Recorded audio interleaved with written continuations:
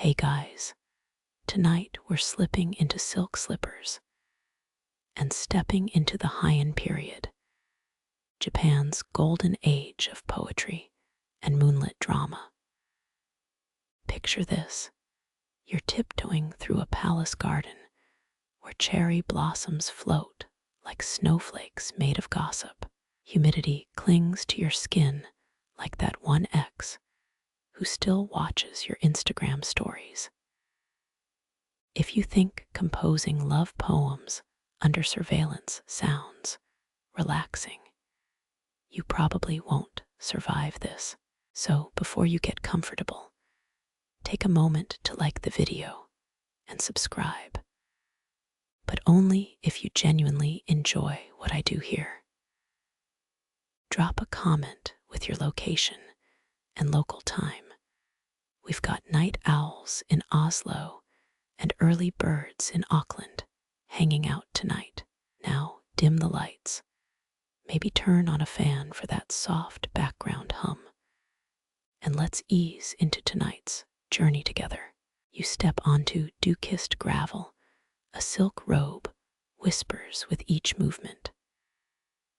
Lantern glow outlines the poet's silhouette, brush hovering above untouched paper. The air tastes like plum wine and crushed irises, a banquet for ghosts. Your sandals crunch louder than you'd like, gravel probably imported from Kyoto's Kamo River shores. Let's pause here. Imagine your mortal enemy texting, "Wid," as you're about to compose immortal verse. The robe isn't just silk, it's Shinza Nishiki, fabric so fine it was taxed as luxury contraband. Historians still argue whether nobles stored these in lacquer boxes or just let them billow dramatically in autumn breezes. You catch a whiff of a loosewood incense, official scent of aristocratic panic attacks.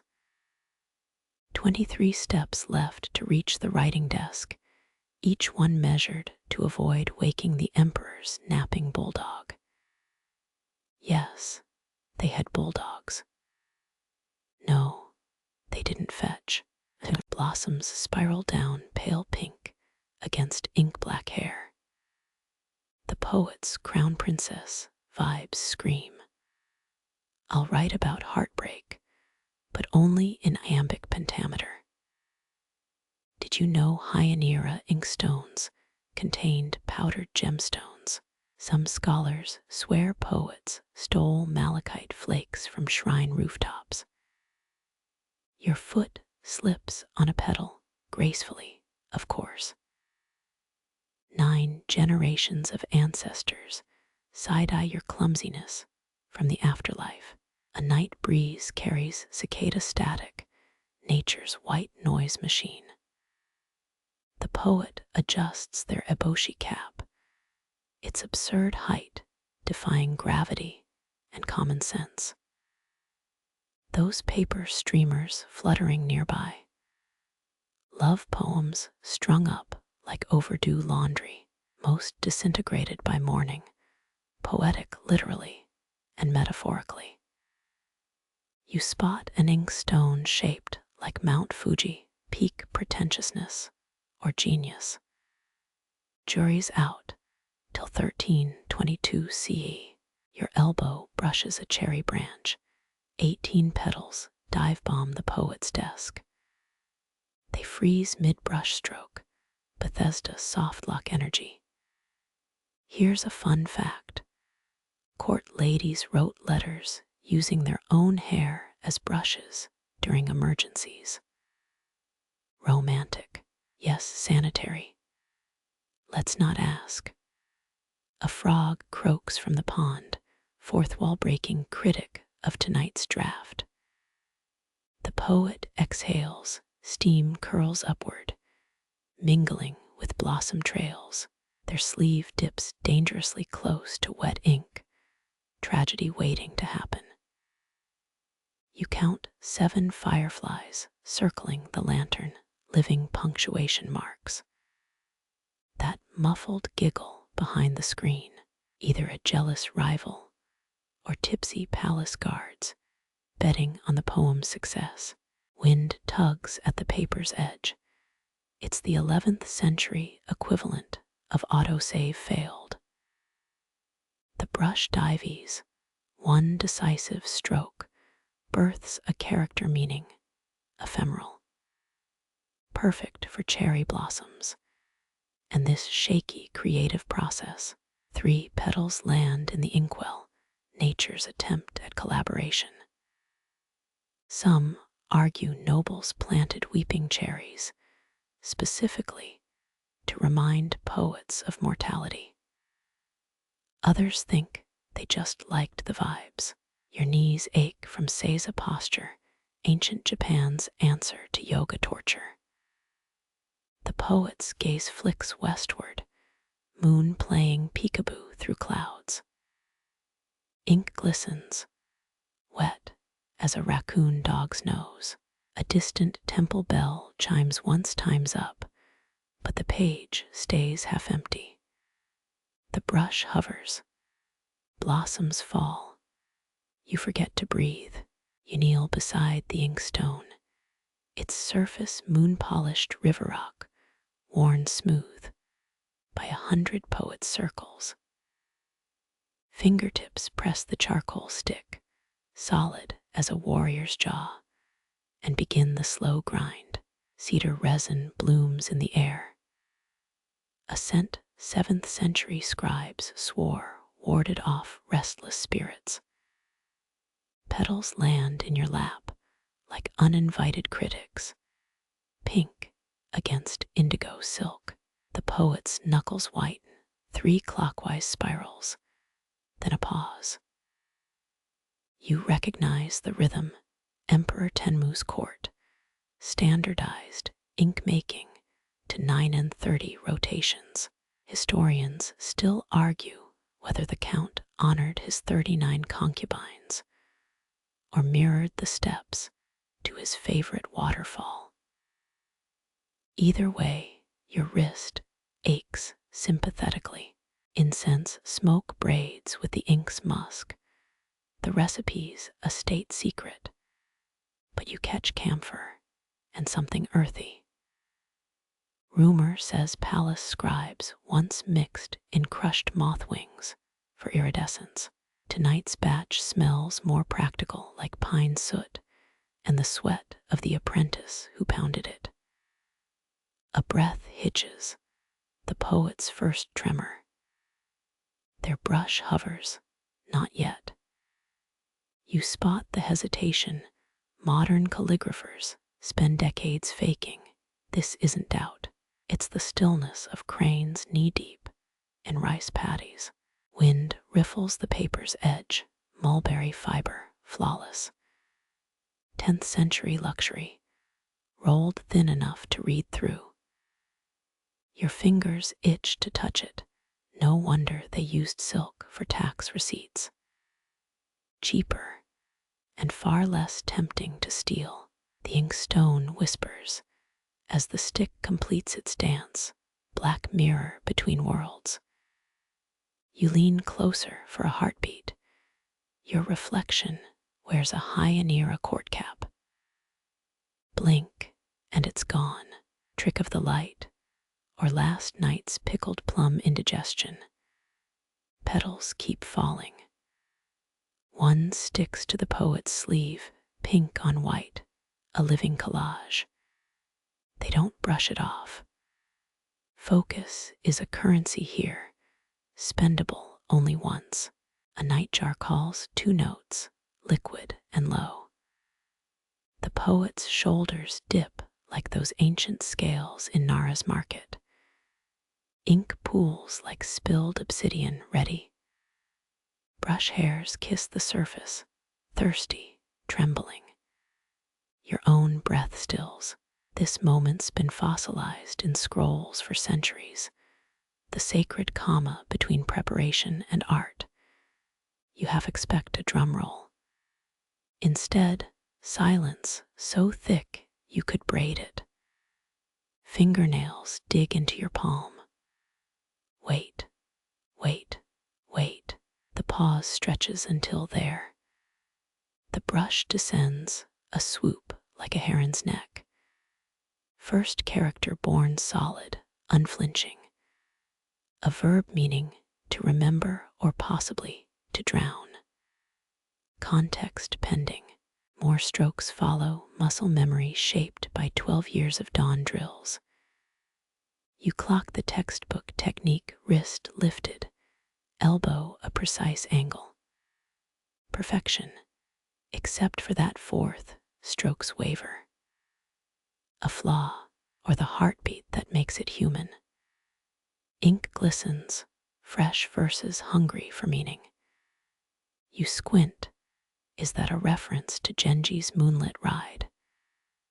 Too soon to tell. Court poetry's a minefield of half-quotes and stolen cadences. A petal lands dead center on the page.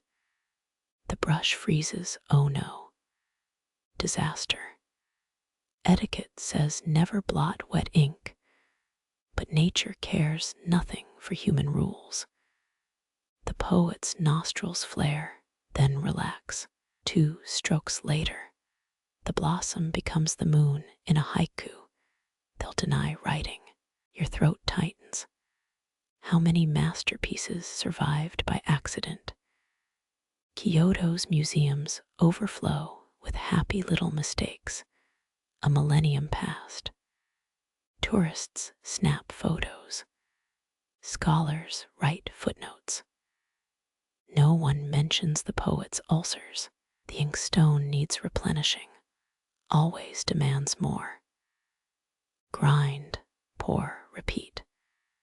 You note the poet's trembling fingers, not fatigue, but the caffeine-like punch of aged, sumi ink. 15th century monks banned it for inducing unholy visions. Try explaining that to a deadline. Characters pile up, swift now, reckless. The papers, a garden of bold shoots and thorny radicals. You spot a classical allusion, maybe, could also be grocery list formatting. Without punctuation, everything's a love poem or a laundry inventory. A gust nearly lifts the page. The poet slaps it down, palm smudging a radical.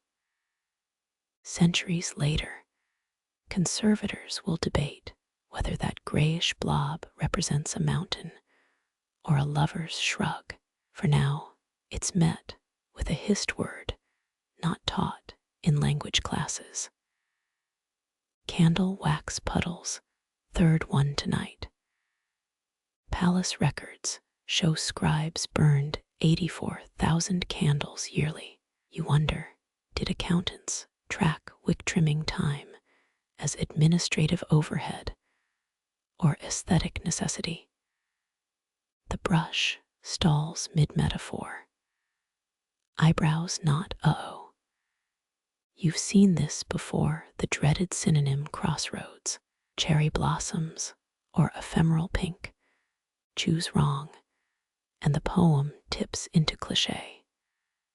Choose right, and the next generation steals it for song lyrics.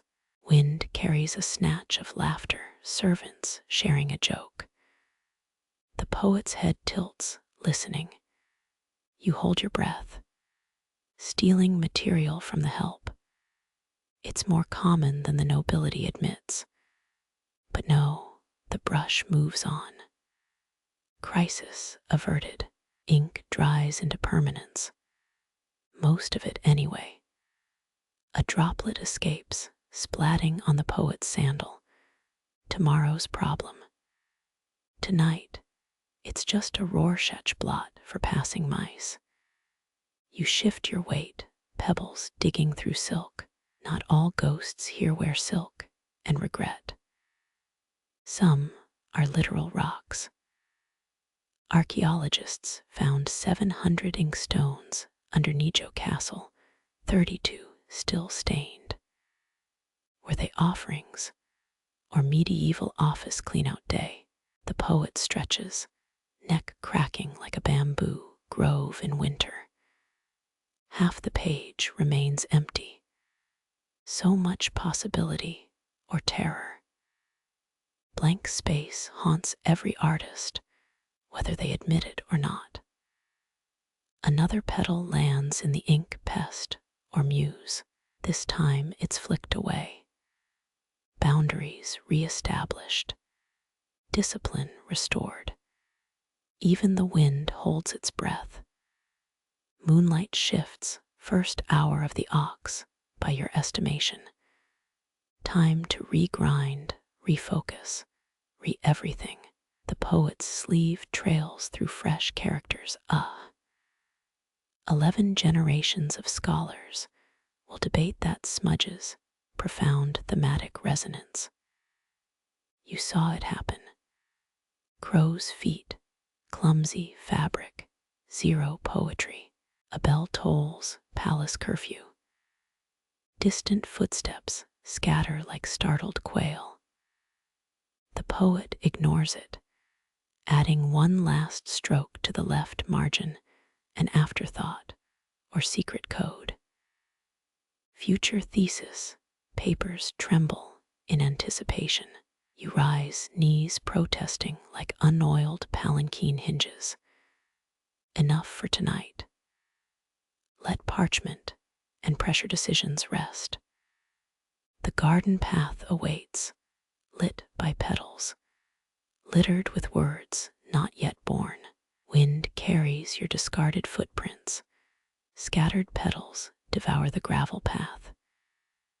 You drift between shadow and lantern light, half invisible, indispensable. The poet's first stroke still haunts wet paper bold as a samurai's sword cut. Mulberry fibers drink the ink, 11th century washi paper, tougher than leather when dry.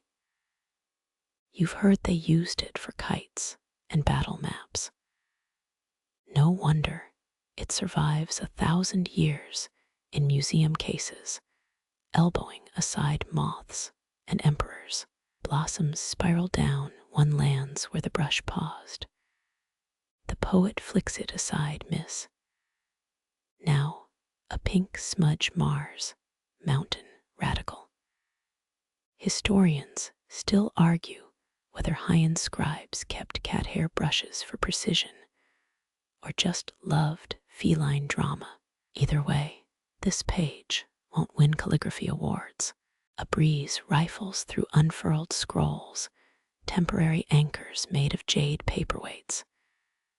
You note 3 classics. The pillow book, Kikinshu, something unreadable. Smart.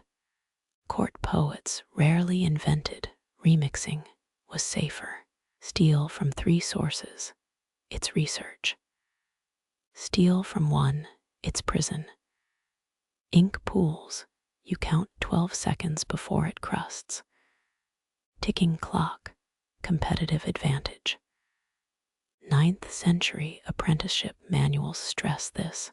Hesitation spoils ink and reputation. The poet's brush stabs downward, salvaging the petal stain into a vowel marker. Resourceful or desperate, starlight bleeds into lamplight. Characters deepen from black to blue-black, indigo dye supplementing ink. Palace budget cuts hit everyone. You recall a scandal where poets diluted ink with plum wine. Results smelled divine, but attracted fruit bats. Fingernails tap the inkstone nervous metronome.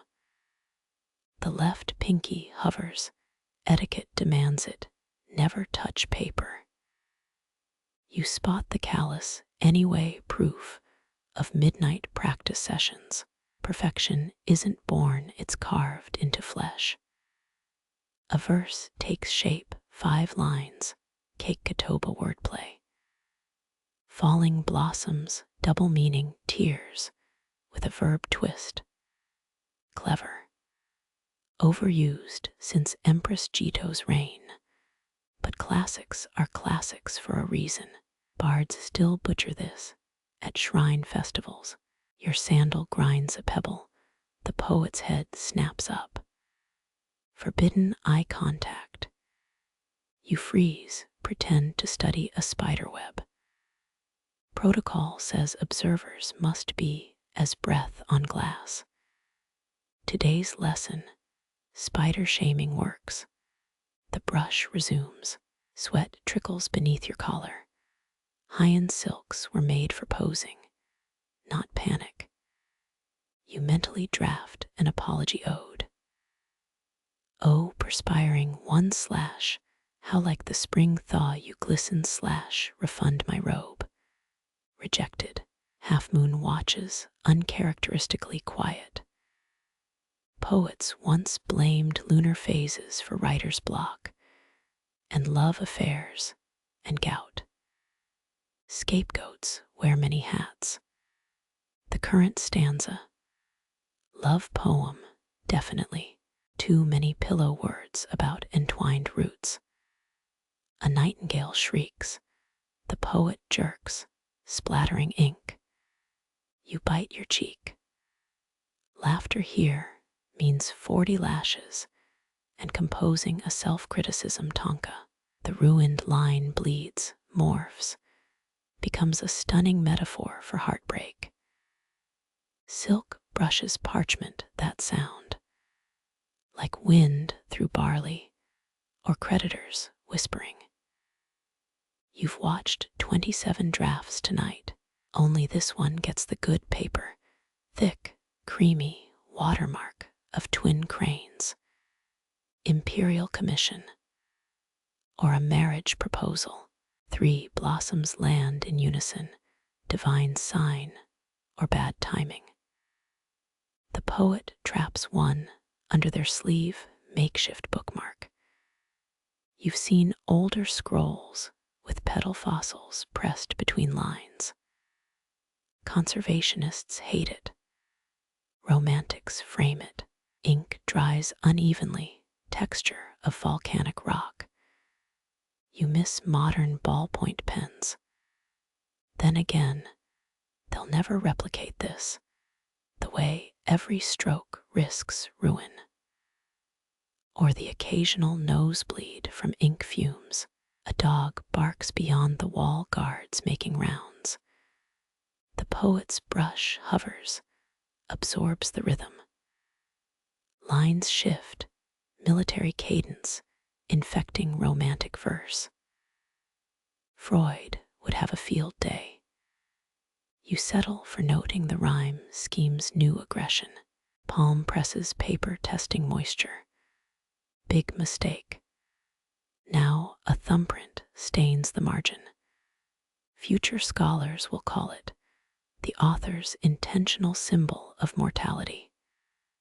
Nope, just sweaty hands and cheap sizing.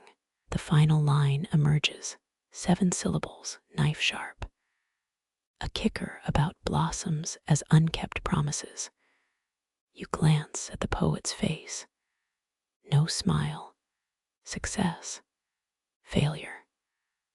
All you see is exhaustion varnished with courtly grace. Lamplight gutters the wick's final act. Shadows eat the page. Neither of you move, preserving the afterimage. Dawn will bleach it to memory, but for now, the poem hangs whole in the dark. Wind steals the last petal your cue to exit. By tomorrow, this verse will be copied, critiqued, maybe set to flute music, or used to wrap pickles.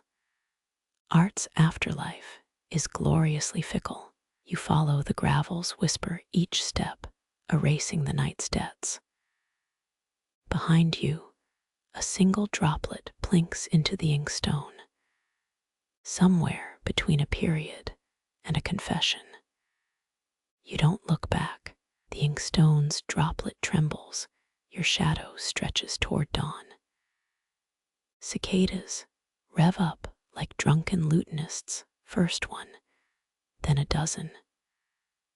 A hairline crack in the poet's composure. There, you've heard Heian nobles kept caged cicadas for summer ambience.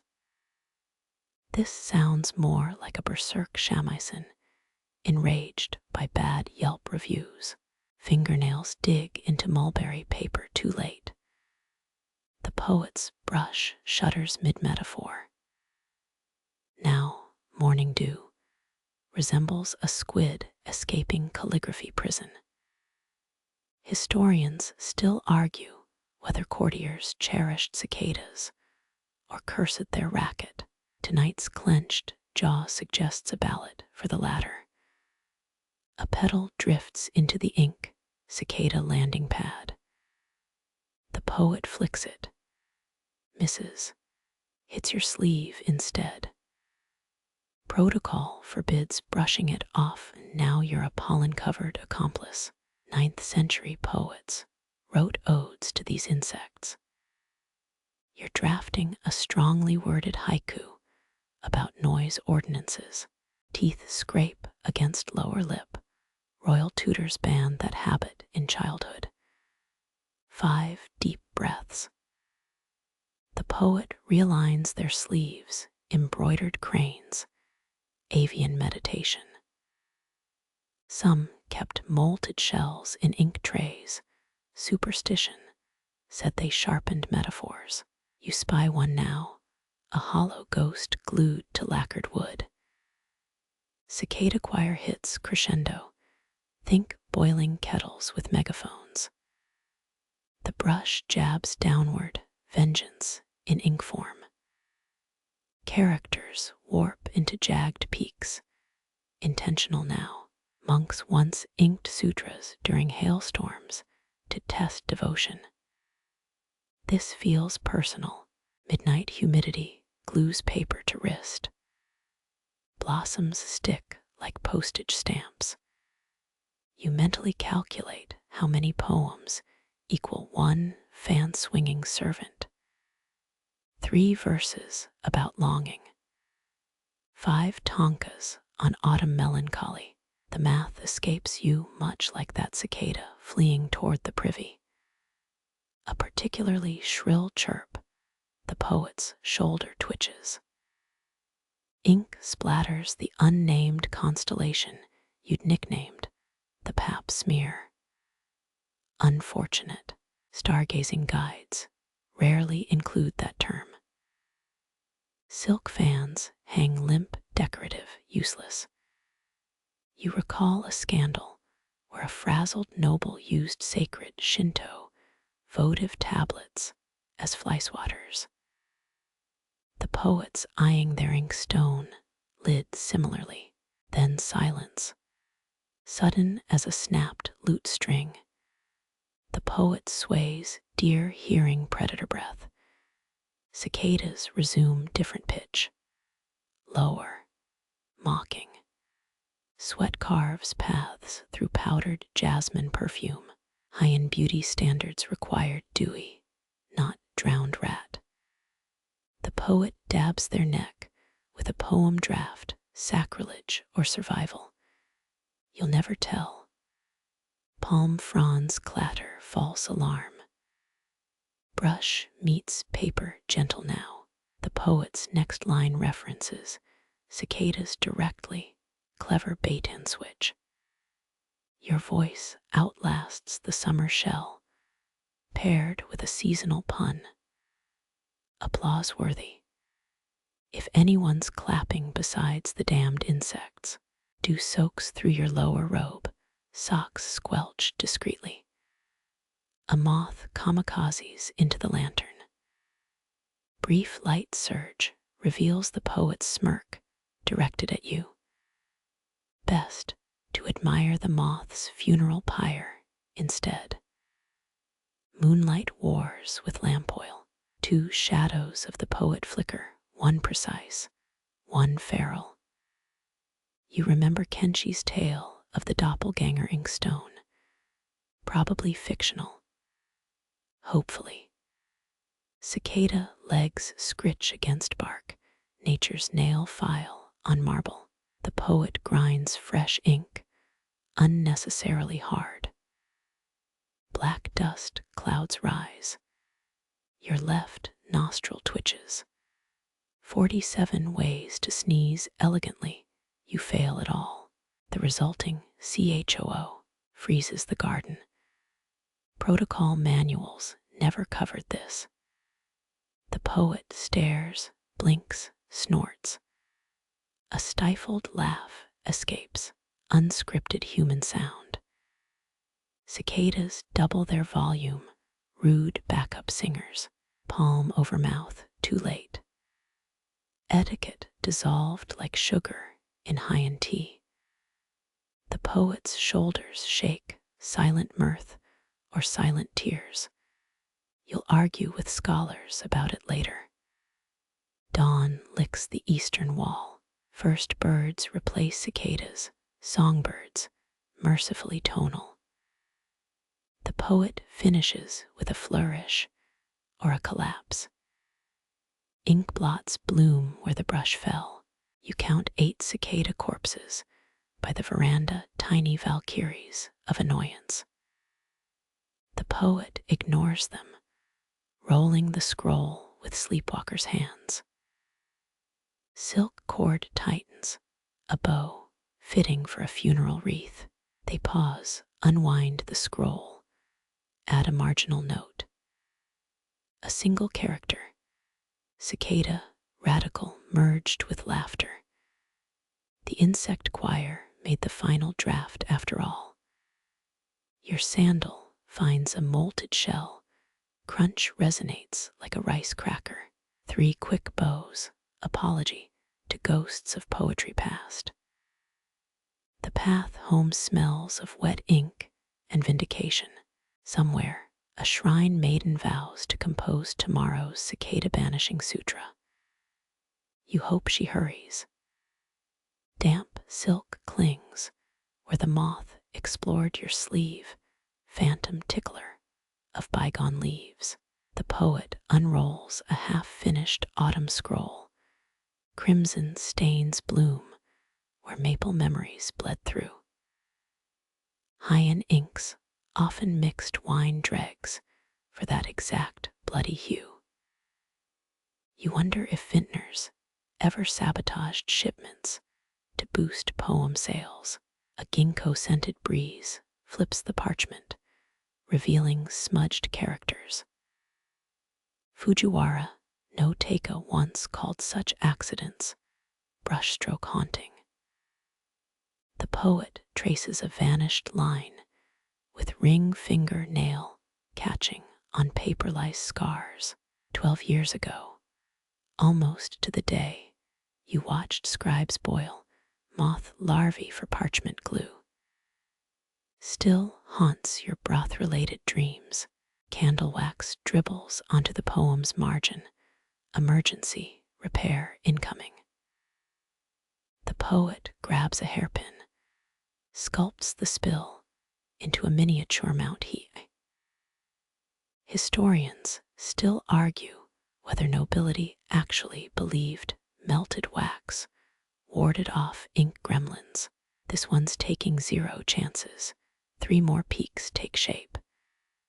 That moth returns, wings brushing the poet's earlobe.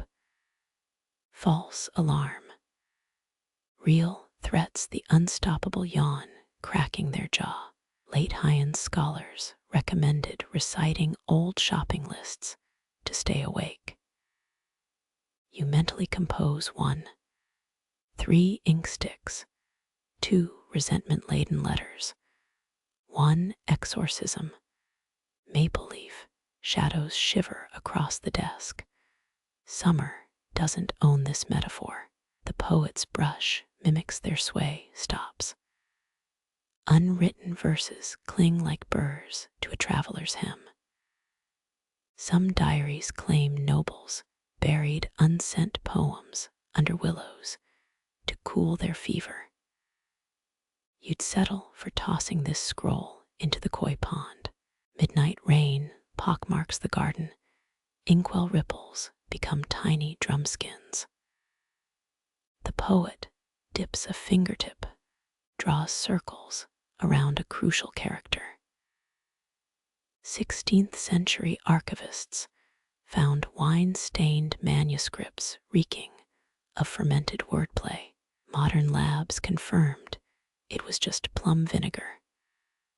A droplet lands on Moon-stroke bloats into a pregnant eggplant. The poet inhales, sharp through nostrils flaring like startled sparrows. Crisis management mode, blotting paper slides from a jade sleeve tube. 8th century efficiency meets 21st century panic sweats. The moth dive bombs the lantern again, third attempt at fiery glory. You recall a scandal where a concubine's perfume ignited during moon viewing. Courtiers wrote 12 competing poems about the blossom-scented blaze. This moth rates maybe a limerick. Rain escalates pellets now, not drops. The poet shields their work with arms, sleeves darken indigo to black. Official chronicles never mention ink-stained sleep robes, too relatable for celestial sovereigns. You count 6 translucent petals pressed into the desk's grain, nature's plagiarism of snowflakes. Lightning fractures the sky 1,000 to 1,000 thunder groans. The poet seizes the moment, brush darts like a cormorant fishing. Fear of losing lantern light sharpens syllables into arrowheads. You've read about monks riding through thunderstorms to catch heaven's urgency. This feels more like stealing celestial homework. Drafts stick to every surface, reminds you of that time. A novice glued confession, letters to palace shutters. The poet peels one off their forearm, regrets it. Half a love poem now tattoos their skin. Emperors used to commission arm-wrapping scrolls. Fashion meets stationery. Rain stop. Silence swells. The moth spirals into a puddle, wings weighing more than its dignity.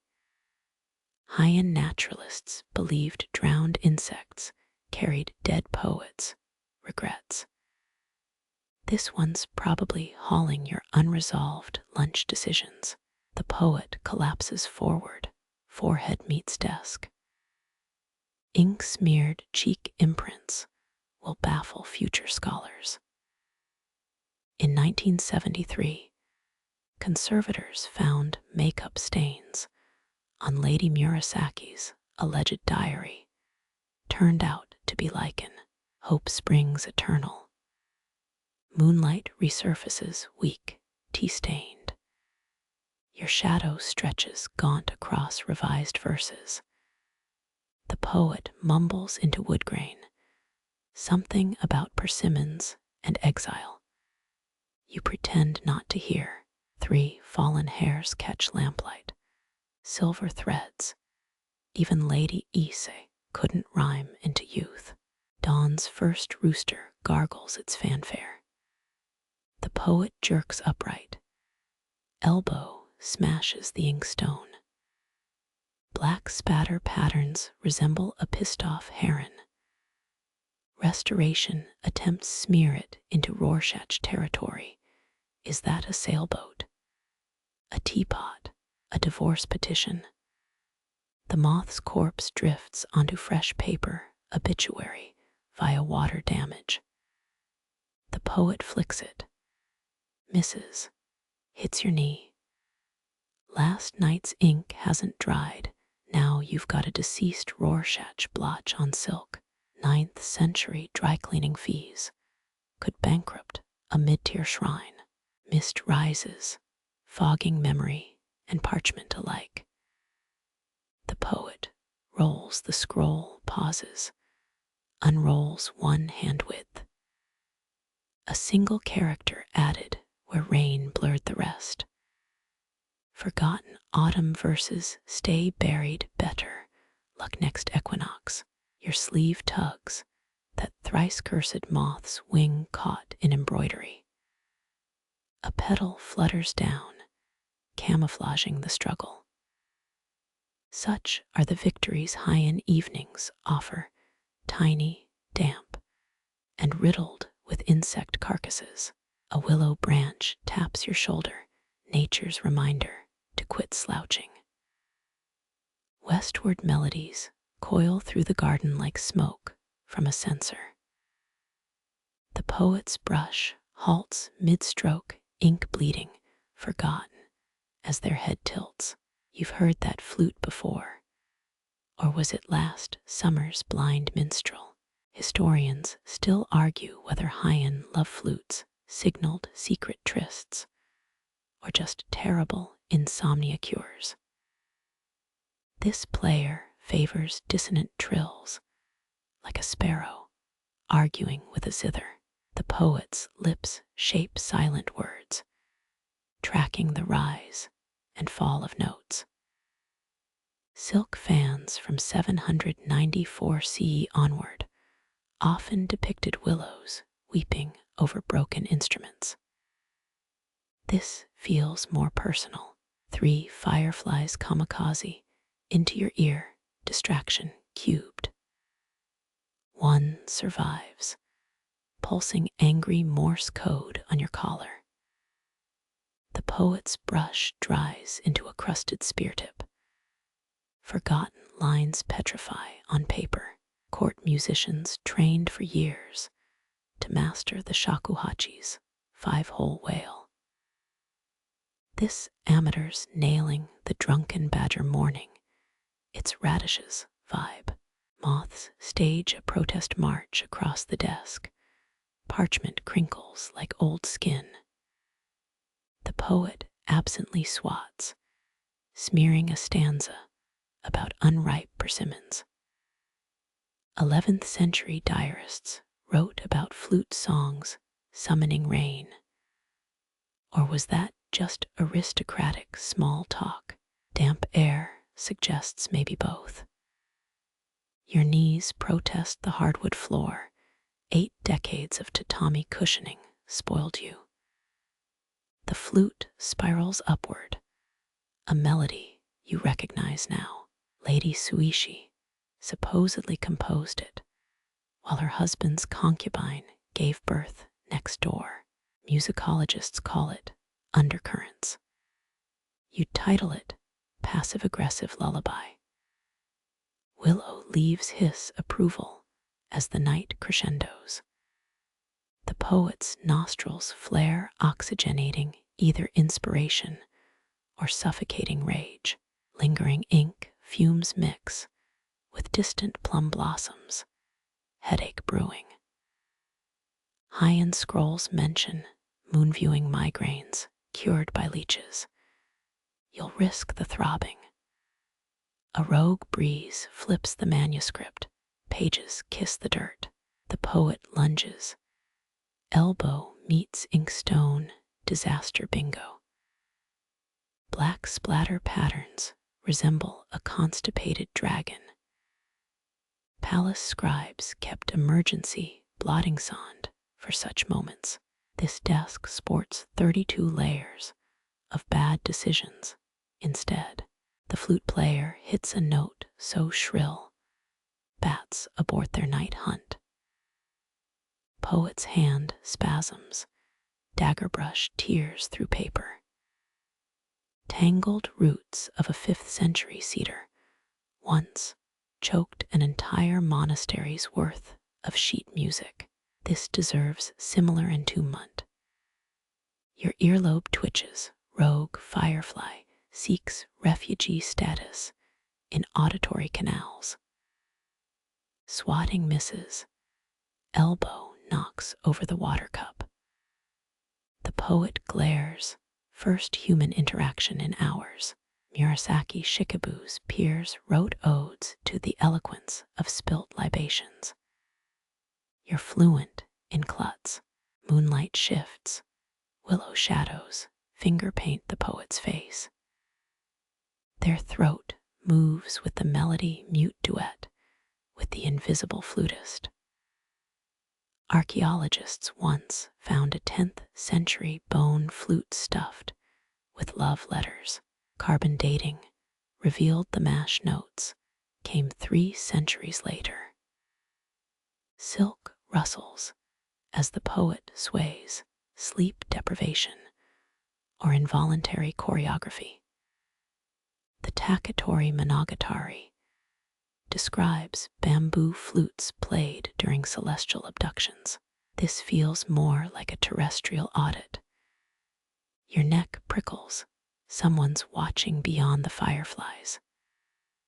The poet senses it too, shoulders stiffen beneath sweat-damp robes. Willow branches part, revealing nothing but more willows. Heian security relied heavily on. Let's pretend we didn't see that protocol. The flute crescendos, a sound like plum wine vomiting. The poet's brush finally obeys. Furious loops devour parchment. 8th century music tutors recommended playing barefoot to channel Earth's pulse. This musician's channeling a cursed karaoke machine. Dawn's first sparrow farts a tentative chirp. The flute chokes mid-note, air raid siren turned kazoo. Poet's head snaps toward the western wall, ink cascades off the desk. A single syllable remains legible. Why? Mist eats the shadows between trees. Nothing moves but your heartbeat. The poet inhales ink, and damp exhales a syllable even the cicadas ignore. You peel a petal off your knee, translucent pink, vein structure mocking Sanskrit script. 3 fallen hairs curl on the manuscript, silver, beige, regret. The poet gathers them, weaves a microbrush from trembling fingertips. Forensics proved 83% of Edo period hair relics were actually mongoose fur. Tonight's collection stays genuine. A fish breaches the garden pond, wet slap echoes like a failed haiku. The poet's new brush hovers, drips paralysis, abandons ship. Willow branches dip into the water, writing their own rippled verses. You envy their brevity. Last firefly extinguishes, cigarette butt of the insect world. The poet's eyes track floating pollen, counting each mote as a lost metaphor. Heian aesthetes believed sneezes expelled unused poetry. Better start brewing pepper tea. Your left foot's numb, blood flow debates revival. The poet mirrors you unfolding limbs with caution reserved for glass figurines. Scrolls crackle, protesting movement after hours as furniture. Modern archivists use humidifiers to relax such cranky paper. You've got morning breath. Wind improvises its own melody through bamboo pipes. Original artist nowhere found. The poet stares at their ink-stained palms, maps of failed river deltas. 10th century calligraphers diagnosed personality flaws through finger smudge patterns. These palms scream chronic apologizer. Dew colonizes every surface, including your upper lip. The poet licks their wrist, testing parchment absorbency. Ancient recipes advised mixing morning dew with crow's blood for premium ink. You'll stick to store brand existential dread. A bee drowns in the water cup, tiny legs pedaling regret. The poet fishes it out, lays the corpse on dry parchment. Posthumous pollination attempt. Performance art. You're too tired for avant-garde apiary. Sunlight annihilates the remaining shadows and any hope of productive gloom. The poet rolls the scroll crunchier than a tempura critter. Your joints creak upright. New soundtrack composed of pops and hisses. Willow leaves applaud half-heartedly. One last breeze snatches the desiccated moth from your sleeve. Improvised confetti for this non-parade. The poet doesn't wave goodbye, but their left pinky twitches in its sleep. A half-finished metaphor collapses. Blossoms bury its remains. You taste salt air through pines. Wonder if regret smells like tidal winds. The poet stabs their brush downward. Ink claws the paper's edge instead. 12th century scholars swore coastal breezes carried whispers from Kyushu's exiled nobles. This reeks of dead seaweed and indecision. Moths stage a coup on the nearest lantern wings, singeing for drama. The poet flinches, inks a wobbled character meaning, entanglement. Court ladies used such glyphs in perfumed letters to married generals. Historians still argue whether that counts as adultery or performance art. Your sandal discovers a crumpled draft, stepped on verses about cicada husks. The poet snatches it, shreds the page into jagged snowflakes. Paper mulberry fibers float. Heian stationery was literally worth its weight in rice. Tonight's confetti, maybe half a grain. Pollen invades your nostrils, floral invasion, triggering a sneeze unfit for poetry. The poet shields their work, spares the manuscript, but loses a sleeve to ink. 10th century beauty standards prized stained sleeves as proof of literary passion. You've achieved proof of hay fever. A frog belly flops into the pond, ripples demolish the moon's reflection.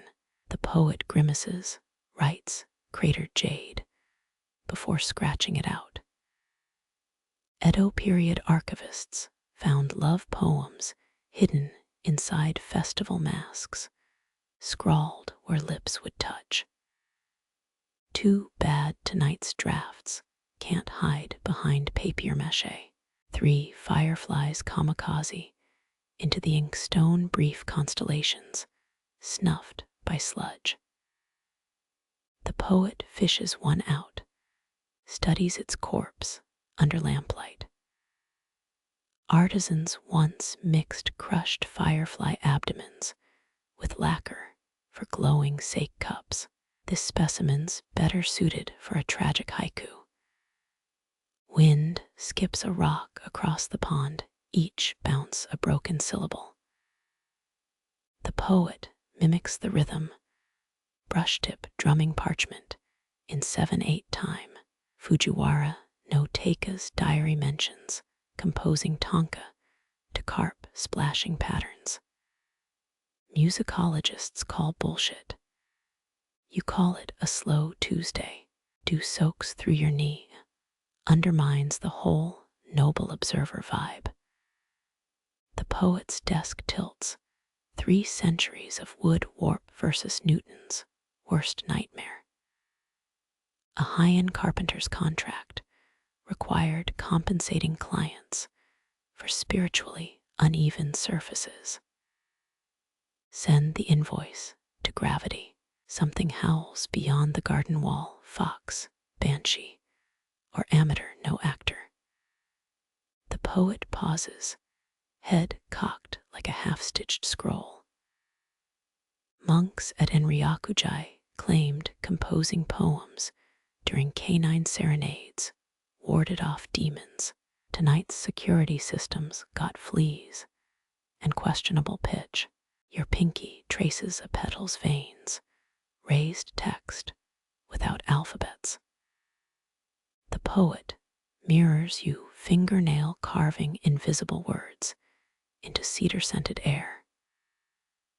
Archaeologists found 1,203 petty grievances etched into a Kyoto outhouse wall. At least this vandalism's biodegradable. The inkstone coughs up a hairbrush worth of rat droppings.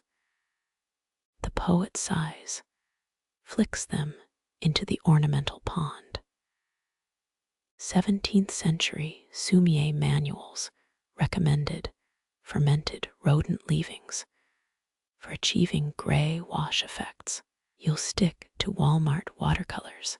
A spider lowers itself onto the manuscript, eight-legged editor circling a weak adjective.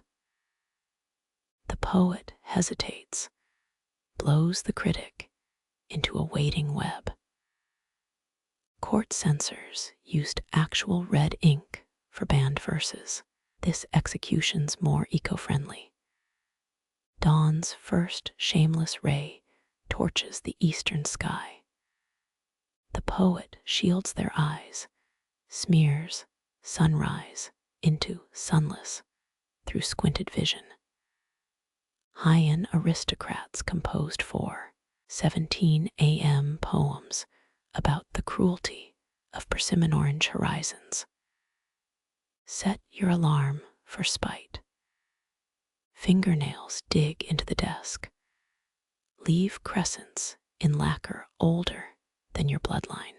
The poet peels back their grip, palm prints resembling Edo earthquake charts. Seismologists once used ukiyo-e prints to date tectonic events. These hands forecast inner turmoil. The final blossom drifts down kamikaze lands in the congealed ink. The poet retrieves it, petals disintegrating into pulpy punctuation. Shinto texts describe flowers absorbing unfinished prayers. This one's had its fill-the-blank divinity cherry-popped.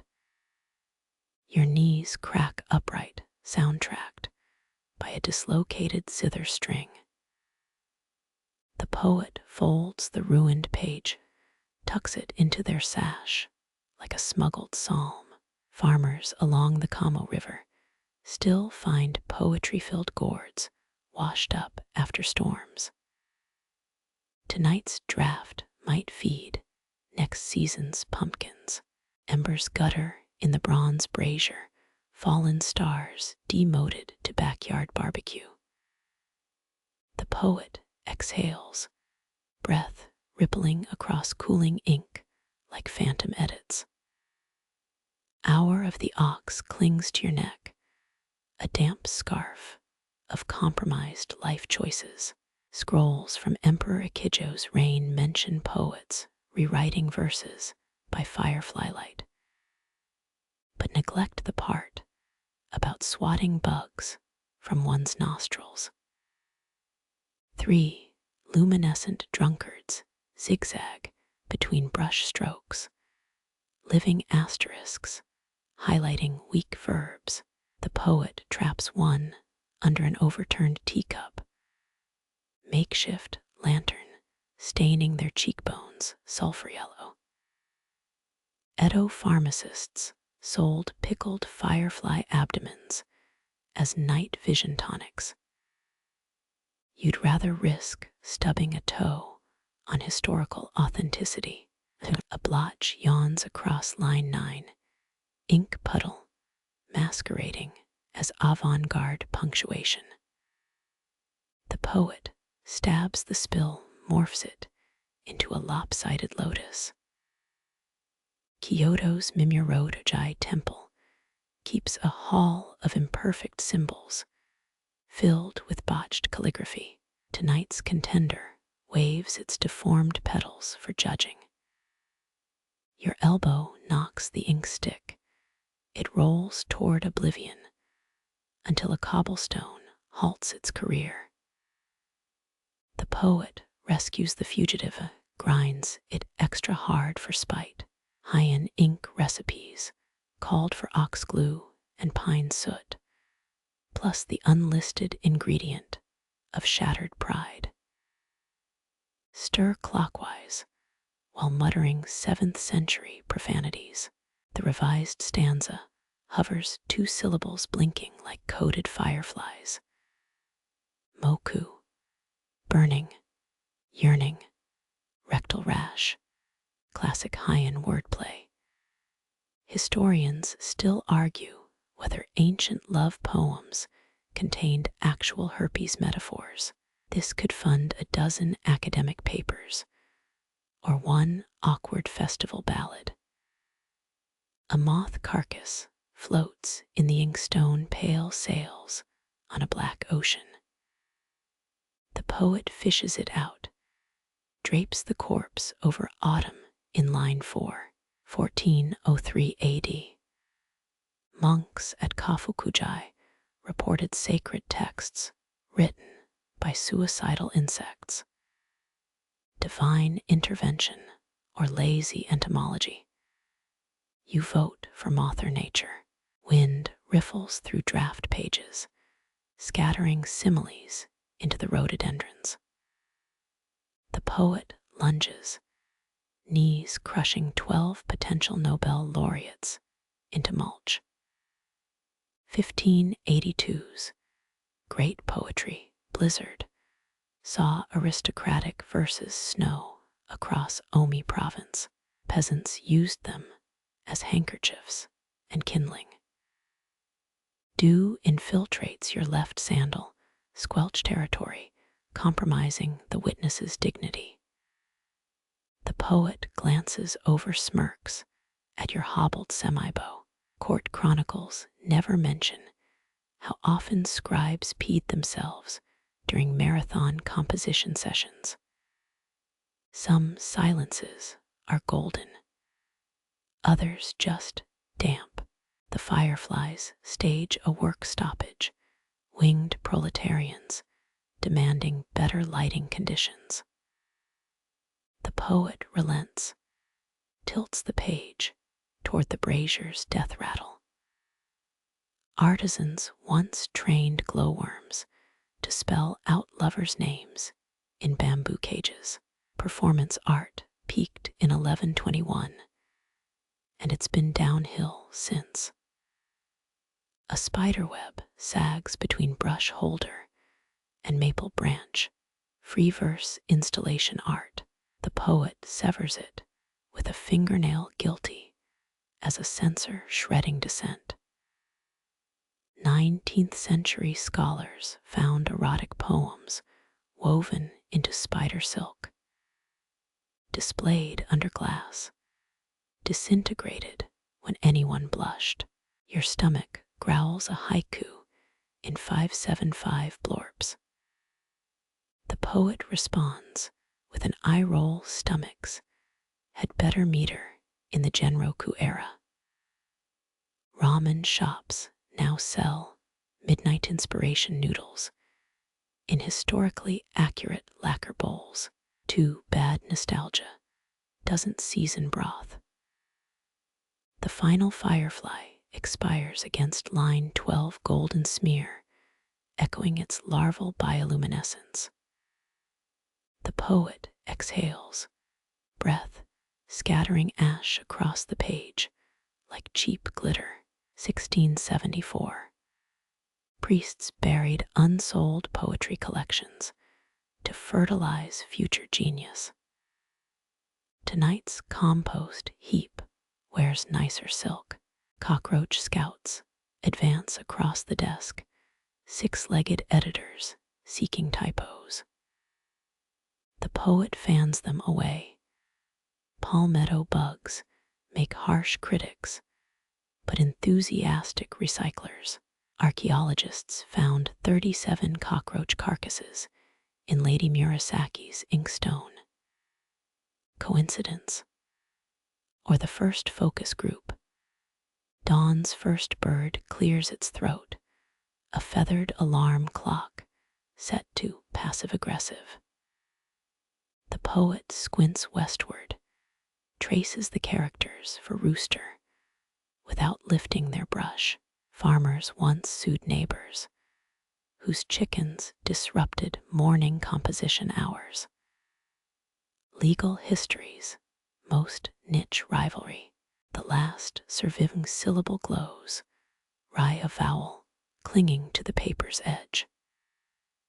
The poet touches it, fingertip coming away phosphorescent. Modern labs recreated Heian-era glow-in-the-dark ink, using fermented radishes and desperation. Yours truly tested it. 3 stars on Amazon. Cicadas fire up their PowerPoint presentations. Sunrise meeting nobody dressed for. The poet folds the page, tucks revision notes where their soul should be. Excavations at Ninnaji Temple unearthed poetry skeletons. Entire verses buried beneath correction strips. Tonight's masterpiece wears its erasures like battle scars. You rise, vertebrae popping a descent against prolonged squatting.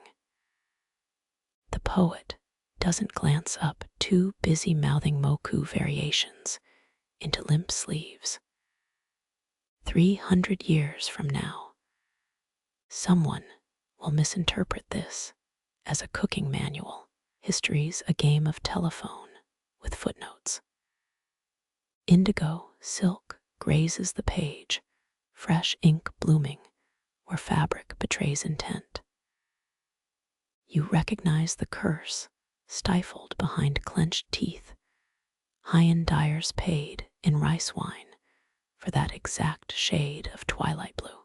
A 10th century manual warns. Wearers of Murasaki-dyed robes must compose standing, lest sleeves become conspirators. 5 petals spiral past, each descent synchronized with a salvaged character. The poet dabs at the smear, transforms disaster into a brindled river mist. Historians still argue whether 9th century inkblots influenced early Sumier landscapes. Tonight's accident carves valleys where a love poem should have flowed. Your kneecap protests the tatami's cruelty, medieval Japan's answer to waterboarding. The poet flips their sleeve, revealing 7 prior stains resembling a drunkard's constellation map.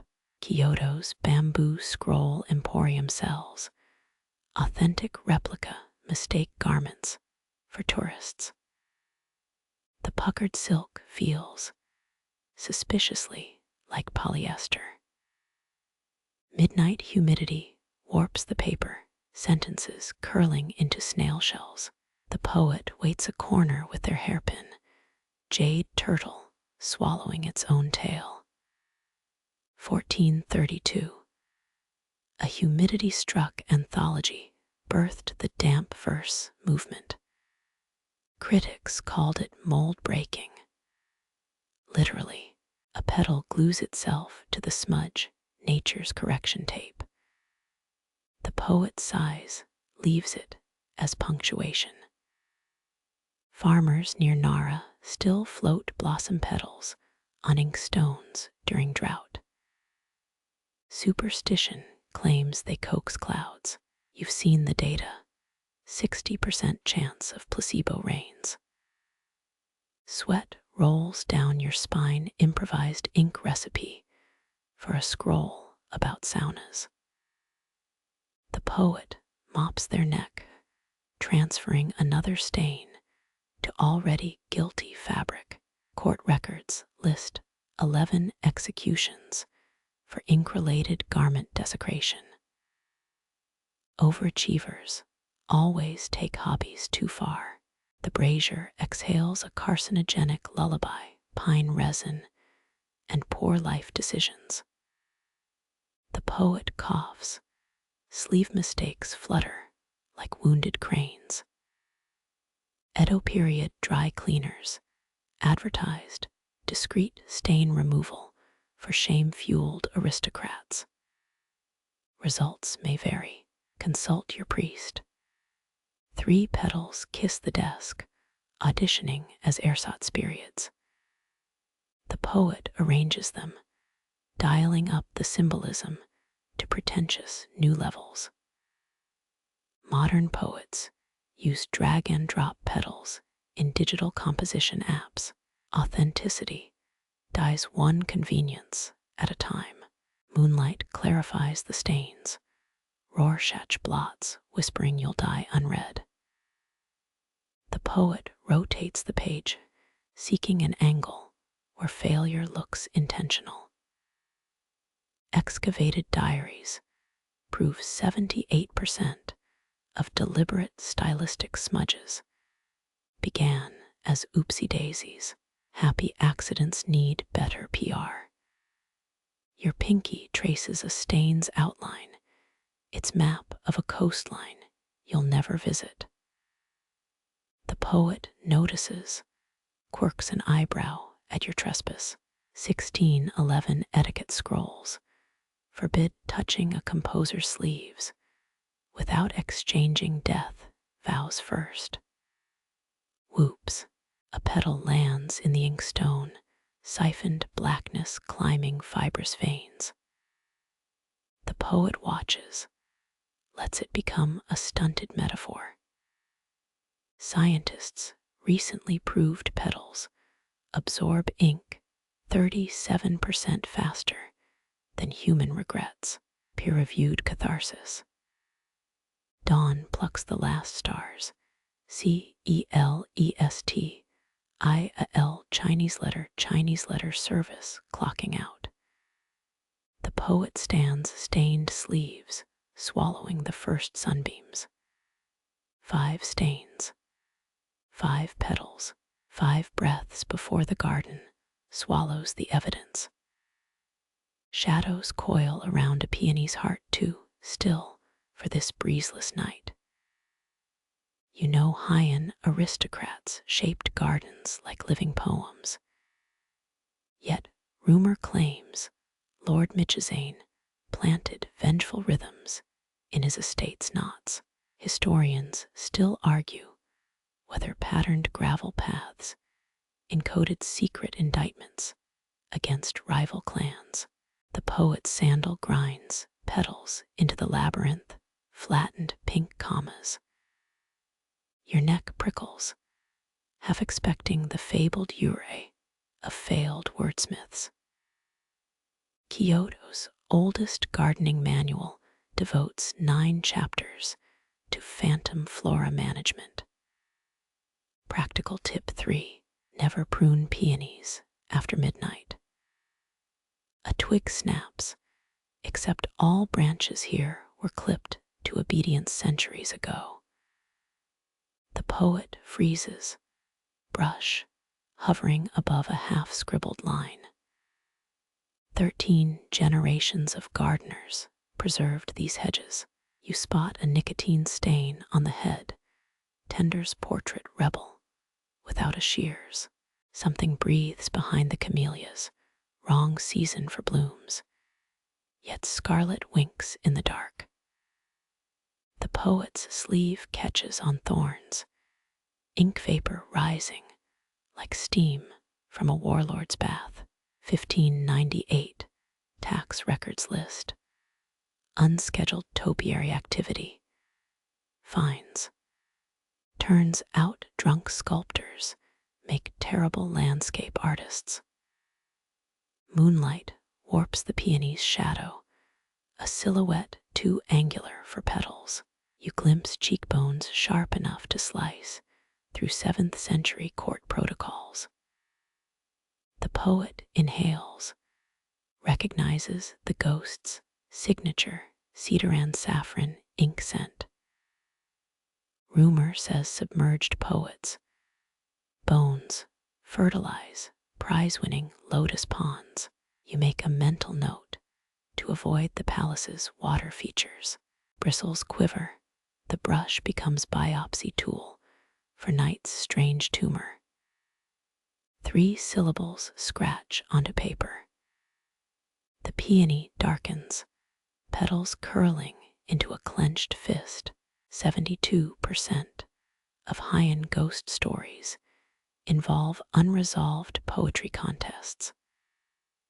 Death's no excuse for poor meter, apparently. Wind finally stirs, carrying the ghost's last verse like a spider lowering itself into a teacup. The poet flinches, snaps their brush mid-character. Splintered bamboo becomes 9 accusations of cowardice. Archaeologists once found a burial mound filled with shattered writing tools. Coincidence? Academia says probably not. But grant money's scarce. Ink bleeds across the peony, black petals eclipsing red. Your sandal sticks to something. Lift it to reveal trampled wisteria petals in the shape of a hanged man. Medieval gardening. Apprentices allegedly communed with plant spirits through hallucinogenic fertilizer. Modern reenactors report mixed results. The ghost exhales, a sound like mulberry paper rotting in a sealed tomb. Unwritten poems cascade down the hedge walls, drowning out the poet's shaky breath. You count 7 heartbeats before realizing they're not yours.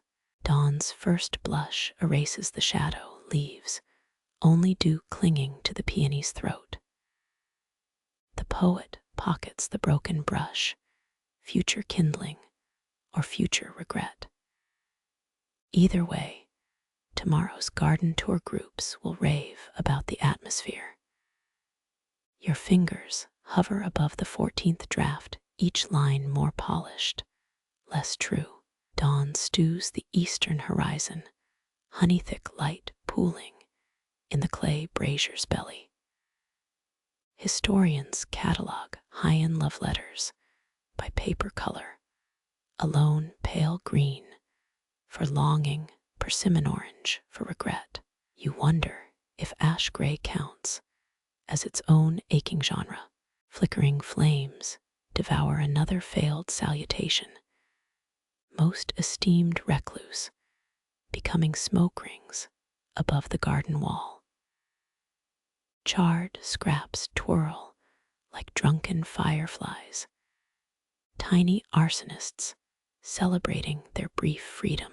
An 11th century etiquette manual warns against sending letters on windy days. Apparently breezes gossip. The hermit's last missive arrives in your mind. 9 terse lines, pinned beneath a river stone. His ink smelled of pine resin and petrichor. Or was that memory filling gaps? Scholars still feud over whether mountain hermits chiseled replies into actual boulders, or just wielded metaphors like cudgels. You scratch a fresh draft, brush tip splitting under phantom protocol's weight. Honorifics metastasize, devouring the page like kudzu. Beneath formalized flourishes, 3 raw words pulse. I miss talking. The brazier coughs, incinerates cowardice masquerading as parchment. A servitor stumbles by with breakfast, pickled plums quivering like ashamed hearts. He eyes the ash pile, wisely says nothing. Ancient kitchen logs mention hermits demanding pickles instead of prayer scrolls. Asceticism, with a side of umami. Wind riffles your sleeve, scattering unburnt fragments across dew-slick moss. One scrap survives your laugh used to. The poet snatches it from a snail's exploratory antennae, mercy or vanity. Sparrows bicker in the cypress, feathered critics dismantling your verb choices. Their chirps sync with the brazier's crackle, nature's harshest editing team. 3 generations back, a court lady trained songbirds to shred unwanted missives. Modern poets' unions still debate the ethics. Your knee grinds a forgotten draft into gravel crunch of starched sentiment underfoot. The sun crowns above the wall, licks calligraphy into illegible gold. Temple archives preserve letters salvaged from funeral pyres, carbonized whispers, even X-ray scanners can't resurrect. The brazier cools, charcoal wrinkles sighing into dust. Somewhere beyond the 8th mountain pass, a teacup sits empty beside an inkless desk. You wipe grit from your eyes, tell yourself it's ash, not the dregs of honesty. Another draft, another spark, another wisp coiling toward clouds too preoccupied to read it. Historians will call this poetic process. You call it arson with better lighting. The gilded cup warms your palm, its ridged edges mimicking bamboo's segmented truth. Stars smear across the lacquered surface. Spilled milk from some celestial cow's endless journey. You recall the Kamo priests charting 9 celestial maidens, or was it 7? Historians still bicker over why court astronomers added 2 extra Pleiades sisters. Tax purposes or bad eyesight. Sake steam mingles with your breath, ghost twin rising toward indifferent constellations. 10th century brewers buried jars under waterfall spray for that icy moon texture. Or maybe they just forgot the shipment. A stray blossom drifts into your cup-drowned silk, dissolving into sugars older than Fujiwara regions. Your elbow knocks the flask, liquid arcs, like Tojai's 5-story pagoda against the dark. 3 quick slaps against the veranda, wasted vintage disappears between floorboards. Somewhere below, mice prepare for the most philosophical hangover of their brief, thieving lives. The poet's cup tilts, last drops quivering at the rim's event horizon. Inari's tears, they murmur, referencing that time shrine foxes supposedly wept into a sake vat. Records mention drunk pilgrims hugging stone kitsune statues. 0 confirmed cases of divine intoxication. Silk cushions sigh as you recline, neck craned toward Orion's fractured belt. A bat clips the moon's cheek, leaves no scar. 8th century astrologers blamed these creatures for eating stars, hence why some constellations look nibbled. Cold seeps through layers of linen. Shouldn't summer robes shield against midnight's bite? Your toes curl, accidentally kick the empty flask. It rolls toward the abyss of potted ferns, clinking out a Morse code apology. The poet traces Andromeda's outline with a greasy chopstick star map seasoned with pickled radish residue. She's juggling, they decide, smearing soy sauce into Cassiopeia's throne. Imperial astronomers once lost their posts for less heresy, like suggesting the sun enjoyed no theater. Your spine meets dew-slick wood, chill seeping through vertebrae like ink through rice paper. Above, blurred stars swim in the sake's afterglow, celestial eels in a drunken pond. Excavated diaries reveal nobles used constellation charts as drinking games, chug when Venus winks. A hiccup escapes, unbidden, undignified, smelling of fermented rice and unresolved stanzas. The poet giggles, a sound like wet calligraphy, brushes dropped on tatami. Temples banned nightsake for monks after that incident, with the giant Buddha statue's nose ring. The moon ducks behind clouds, ninja stealthy, avoiding last call. Your cup sits empty, a porcelain begging bowl for starlight. Archaeologists found 1,200 Heian-era cups buried at Isenakami Shrine, all turned upside down, as if trapping constellations inside. Dawn's first knife glow splits the horizon, having peaches, having sleep, having the poets resolve to stay awake.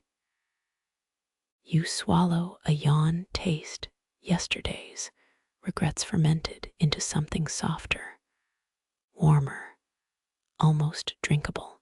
Fingers fumble for the flask's corpse, find only a cork capsized in its own ambition. Somewhere beyond the garden walls, a rhodo crow laughs, morning's judgment delivered in C-sharp. Your tongue sticks to the roof of your mouth. Geography lesson on the silk roads, thirstier caravans. The poet's head lolls, ink-black hair veiling their face like Amaterasu's rock cave curtain. You count 7 visible stars. No, 9 before the sun pries open your burning eyes. The parchment stirs, no breeze. Yet corners lift like worshippers bowing to unseen kami. Claw-tipped shadows dance across your knee, etch gibberish into mulberry paper. You recognize the pattern raccoon-dog mischief, but court poets never wrote about real foxes. One amber eye glints through shrubbery, translucent ear twitching at your indrawn breath. 10th century inkstones sometimes used fox whisker brushes for secret letters. Archaeologists found 3 buried near Nara's old shrines. Historians still argue whether nobles believed vulpine saliva held poetic potency, or just liked how it made ink shimmer. The poet chuckles a creaky door sound and dips their brush where paws smudged the page.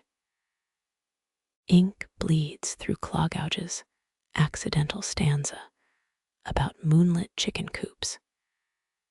Your nose wrinkles, raccoon-dog musk mixes with plum blossom perfume. 47 syllables, the poet mutters, counting scratches like an abacus made of forest grime. Heian love poems demanded strict form, yet here's vulpine verse praising stolen persimmons. Palace scholars would have burned it along with the fox. More rustling, a paw nudges the inkstone. You freeze as the creature steps into moonlight, fur silvered like an emperor's mourning robes. Its tail flicks, leaves a comet trail of cedar pollen on your sleeve. Kitsune breathes the poet reverence laced with sake remnants. They extend a trembling brush, bristles grazing the fox's forehead. A charcoal smudge blooms between golden eyes, third eye symbol of Inari's messengers. Or just bad aiming. The fox sneezes. Ink specks freckle the poet's chin. Your shoulders shake with stifled laughter, cheeks aching worse than during that endless bugaku dance recital. Rice paper gods frown from the alcove, their painted eyes tracking every indignity. Claws click against lacquered wood. The fox circles the desk, tail knocking over the water jar. 3 decades dried up. Yet archaeologists still find petrified ink balls in Kamo River mud. You watch droplets roll toward the edge, miniature waterfalls carrying character fragments to their doom. The poet grabs the jar too slow. A pink tongue laps at the spill, black-stained muzzle wrinkling in disgust. Not your vintage, They flick the fox's ear, receiving a Chinese letter, Chinese letter, Chinese letter glare for their trouble. Paws press into fresh paper, exit stamps on parchment passports. The poet smooths creases, discovers accidental mountain ranges pressed into the grain. Dawn grays the sky, songbirds tuning up for their daily assault. Come back at moonrise, the poet whispers, scattering millet like punctuation marks. The fox yawns, trots off with a stolen writing strip caught in its tail. Silk merchants, logs mention missing scrolls for centuries, blamed on rats, rain, poor accounting. You glimpse the creature's silhouette against chrysanthemum beds, ink-pod trickster dissolving into daybreak. The poet blows on damp characters, smudging vulpine footnotes into something almost human. A single claw mark remains near the margin, tiny crescent moon no brush could replicate. You press your thumb against it, feel the ghost nip of pointed teeth. Morning light washes the garden clean, but somewhere beneath cedar roots, a fox licks ink from its paws, composing tomorrow's disruption. Dew slides down bamboo leaves, each droplet a quivering lens magnifying stars. Your sleeve catches one, cold seep through silk, as it becomes ink, becomes tear. 10th century nobles sometimes soaked love letters in rain-scented petals pressed between syllables. You sniff the page, no jasmine tonight, just damp resentment and pine resin. The nightingale's first note shatters the hush, a needle through rice paper. 3 more trills follow, 4 lines taking shape beneath the poet's shaking brush. You who wear dawn as a forgotten scarf, they murmur meter precise, verbs trembling. Historians still argue whether Heian love poem structures mirrored waterfall patterns or just aristocratic whimsy. Wind riffles the manuscript, unpaid actors rehearsing an exit. A petal sticks to the word heart, pink stain bleeding into black strokes. Annoying, grumbles the poet, scratching the blot into a lopsided moon. Palace scribes once used fish glue to fix such errors. You remember the stink. Rain begins gentle at first, a thief testing shutters. The poet shields the page with their body hunched like a heron over nestlings. Ink bleeds anyway, vertical streams down margin gullies. See, they snap at no one. This is why we can't have spring. Lightning flickers, a court lady's hairpin glimpsed in shadows. The nightingale goes quiet, or maybe you just can't hear it over the downpour. Your sandals squelch, gravel turned to riverbed. 9th century plumbing manuals advised diverting downspouts away from poetry nooks. Advice this architect clearly ignored. The poet's brush stabs a puddle furious circles, disrupting the reflection of their scowl. 12 syllables ruined 12. Raindrops hit the inkstone tiny geysers of diluted midnight. Some claim medieval ink masters could write on storm-lashed ships. You're doubting it now. A wet sparrow lands on the desk, shakes itself like a sake-drunk dancer. The poet stares, reaches for a writing strip. You, they whisper, are more honest than any metaphor. The bird cocks its head craps on a dried ink cake, flies off. Laughter bursts from your throat, echoes off soaked garden walls. The poet glares, then snorts, then collapses into giggles. Together, you sound like a tea kettle duet. Rain mellows to a drizzle sky, catching its breath. Pale fingers fish a handkerchief from sleeve layers, blot the least damaged lines.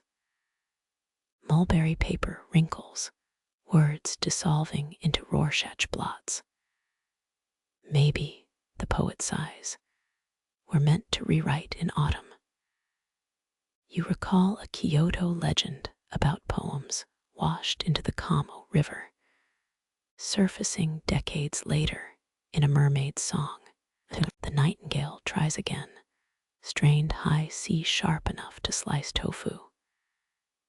Ink meets paper once more, charcoal streaks where a name should be.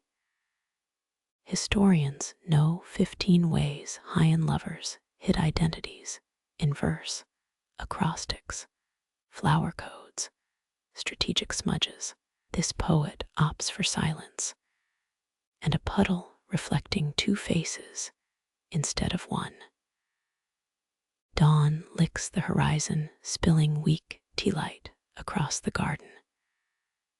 The poet folds the ruined page, tucks it into a stone lantern's hollow belly. Rainwater drips from cedar boughs, taps out a Morse code even the nightingale can't translate. You pocket a sodden petal, translucent as old skin. Somewhere beyond the wall, a cart creaks, millet seller starting rounds.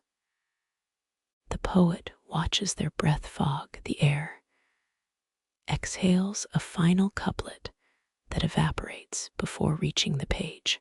Morning bells shiver the last, stars loose, tiny ships capsizing in ink-black puddles. You count 9 ripples, 9 unfinished ways to say stay. The poet walks away, trailing a love letter written in footprints and mud. Rain starts again, drumming the exact rhythm of a heart someone once pressed against yours. Earth rumbles, a bass note deeper than temple drums. The inkstone leaps, spills black veins across the parchment's pale skin. You brace against a cedar pillar, carved dragons ripple like startled serpents. The poet's brush hovers, quivering tip an inch above disaster. No, their sleeve sweeps the pooling ink too late. Characters dissolve into Rorschach puddles. Moon becomes mother, becomes meaningless sludge. Historians still argue whether Heian poets coded political dissent into earthquake verses or just blamed bad handwriting.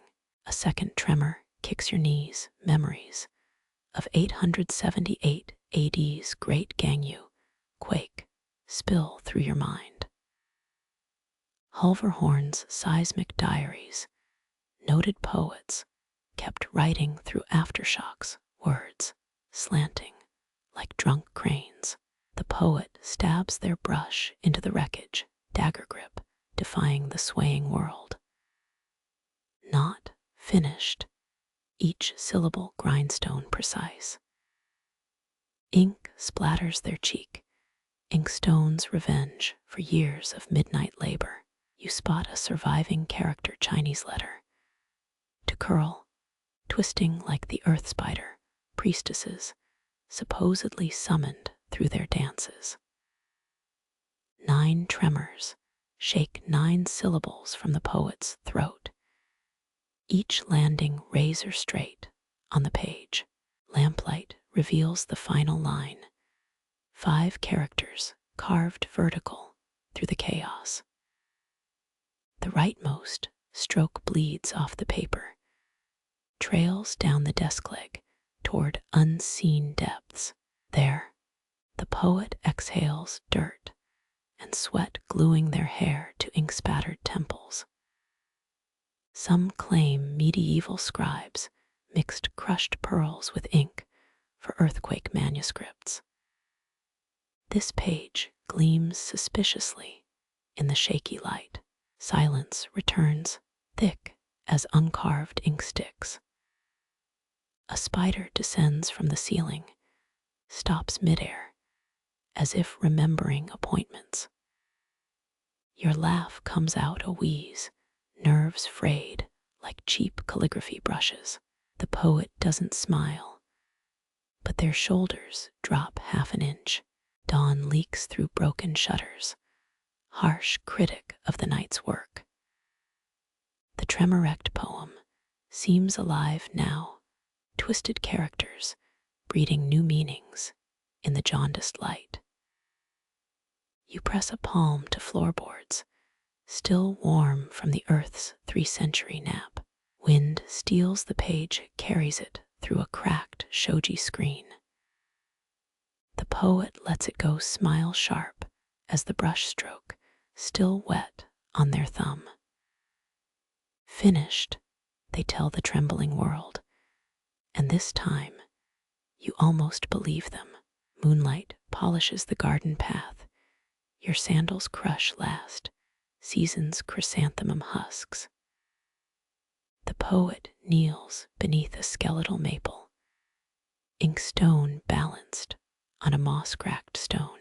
They dip their brush, hesitate, as winter wind scribbles through bare branches. You smell metal, or is that memory? Steel rings in your inner ear, a half-remembered clash from 3 winters past. 2 silhouettes dueled here, one armored in pearwood lacquer, the other silk-tattered and laughing. Historians still argue whether Heian-era poetry tournaments ever escalated to drawn blades. Court records mention torn sleeves and pride, never blood. The poet's brush pricks the paper. Ink bleeds, a perfect haiku's first line ruined. Again, they mutter, grinding more sumi despite trembling hands. Maple sap oozes where bark split during the fight. Locals swear the tree weeps white blood every equinox. A sparrow lands on the abandoned armor rack, now just a silhouette of moss and cobwebs. You imagine the duelist's helmet here once, crowned with owl feathers and fox bones. 19-year-old Lord Michizane supposedly fought here over a cherry blossom metaphor. Or was it a lover's misplaced fan? The wind steals that answer too. Spring comes. The poet carves each character like a swordsmith tempering steel. Their haiku mirrors the duel's rhythm, quick cuts, sudden stillness. You count syllables on calloused fingers, 5, 7, 5, but the tempo feels borrowed from clashing tanto blades. Snowmelt trickles where the loser fell, some claim. Their ghost grows rice seedlings in the mud. The poet licks their brush tip, sour ink, and older iron. You spot the scar beneath their sleeve, a pale line smoother than any paper fold. Cold nips your ankles, or is that the loser's blade grazing memory? The poet's third attempt survives a gust, characters huddled like soldiers sharing warmth. Archaeologists once found a dagger here, blade etched, with a poem about plum rains. Was it trophy, pen, or apology? Fireflies rise from the undergrowth, fitful green sparks against indigo. The poet's laughter cracks the twilight. They'd hate this verse. A willow branch taps their shoulder in agreement or reprimand. You touch the maple's scarred trunk. Sap glues your fingertips together with old secrets. Dawn bleaches the haiku into something new, innocent as first snow. The poet tucks the page into a stone lantern. Wind flutters the edges, making the words dual all over again. Feathers drift across the unfinished verse, each barb etched like brushstrokes in flight. You recognize the sparrows speckled throat, the same one that stole millet from your empty bowl last monsoon season. The poet gathers its body, so light it might float from their palm, and lays it atop the parchment. Dawn paints the little corpse gold, transforming road dust into gilded down. Mourning sparrows wasn't uncommon. Heian nobles wrote elegies for songbirds killed by palace cats. Better verses than most weddings, you mutter, plucking a feather from your sleeve. The poet grinds ink with extra care, ash-black streaks swirling like a starling's wing. Their brush traces the bird's outline, noting how rigor mortis arches its neck into a perfect cursive swoop. Someone hung a tiny straw coffin in the maple last winter. Perhaps the same romantic who stages cricket funerals beneath the moon. You count 17 feathers pressed between lines, translucent veins, creating unintended patterns. Like secret characters, the poet whispers, though you suspect sleep deprivation's talking. Historians still argue whether Lady Murasaki kept 9 pet sparrows or just enjoyed their metaphors. The current poem's margins dance with avian strokes, a love letter addressed to something already gone. You spot the chevron-shaped feather that once nested in the bird's tail, now underlining a phrase about forgotten promises. The poet dips a quill into fermented mulberry ink, writes a eulogy where every 5th syllable mimics wing beats. Your knees ache from kneeling, but leaving feels rude, like walking out during a temple bell's last vibration. Cold tea reflects the scene's absurdity, a grown adult composing odes to roadkill, while nobles starve 3 villages over. The wind flips the page, revealing the sparrow's stiffened claws. The poet pauses, then sketches them around the poem's title like protective brackets. Too literal, they ask the air. A mina bird cackles from the bamboo, uncharitable critic. You remember summer's end, how this sparrow fought a grasshopper twice, its size for a sesame seed. Now its belly rises no more paper-thin eyelids, sealing whatever birds dream between lives. The poet presses a chrysanthemum petal between the verses. Organic wax seal for this fragile dispatch. Craftsmen once sold sparrowbone flutes at the gin market, said to mimic a lover's sigh. The poet inhales, clicks their tongue, produces a faint warble even the dead bird might mock. Good enough, they lie, sliding the poem into a split bamboo tube. Sunlight warms the ink-glued feathers, maybe restoring flight through metaphor. A servant girl approaches with breakfast, stops mid-step at the shrine-like scene. Her suppressed smile says it all. Poet's gonna poet. You pocket a fallen feather, already composing tomorrow's joke about becoming bird-brained by osmosis. The Mina bird swoops down, snatches the chrysanthemum petal. Poetry in motion or thievery. Either way, the sparrow's verse takes flight at last, carried eastward on a thief's beak toward the unslept sun. Bare feet press against frosted stones, each step hissing through gritted teeth. Moonlight bleeds through the cherry branches above, carving your shadow into something jagged and unfamiliar.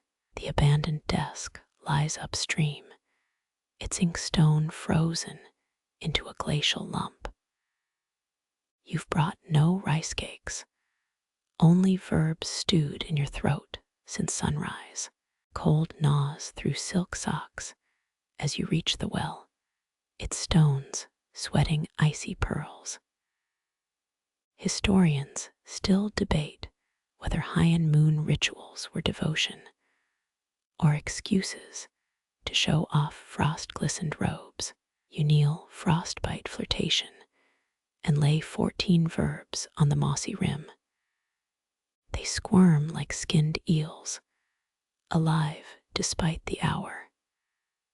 A rasp cuts the stillness, verbs without objects, bold choice, little scribbler.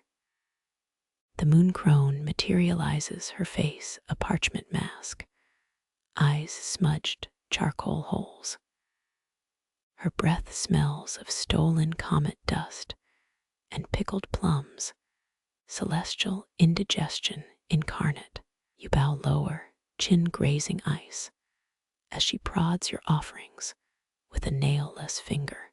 Aristocrats once floated poems down rivers to appease lunar spirits, inky pleas dissolving before reaching the sea.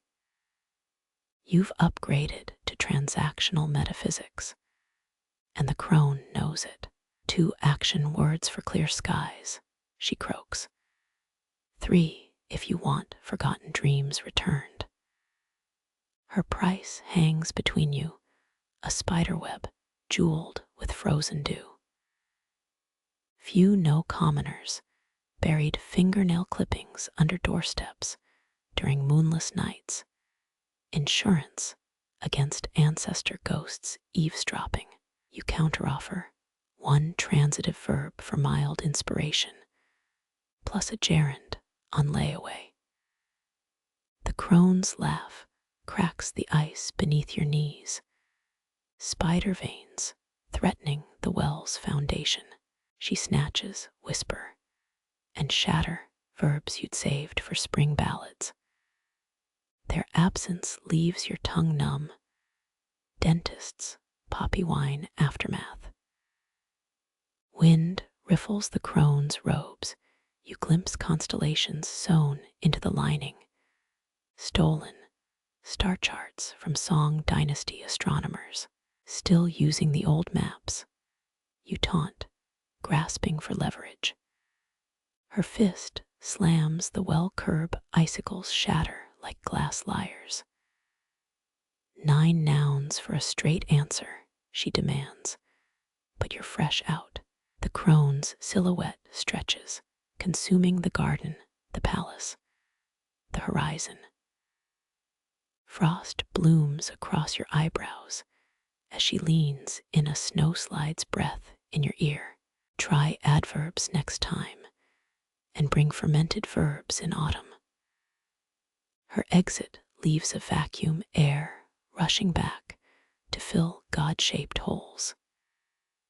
You pocket the one remaining verb, persist, now permanently curled into a question mark. Dawn lurks behind the eastern wall, its smirk almost audible. 3 sparrows peck at the thawing inkstone upstream. Your abandoned poem devolving into breakfast crumbs. A servant finds you hours later, mumbling about defective deities and cosmic contracts. They wordlessly place a brazier at your side, its coals impersonating miniature suns. You burn the verb persist, watch its smoke spiral into a glyph nobody can read. Historians will call this devotion, but you know better. Bargaining with gods is just another draft, endlessly revised. The brazier's dying coals stain your hands orange, still warm enough to melt winter's last ice from the inkstone. You spread rice paper across the warped desk, its fibers puckered from yesterday's rain. Historians laud Heian noblewomen for their brushwork. Few mention how they ground malachite with egg whites to cheat luminosity. Your watercolors blur at the first stroke, 3 attempts already bald beneath the desk. Memory paints clearer than pigment, her laugh tasted like apricots stolen from the eastern gardens.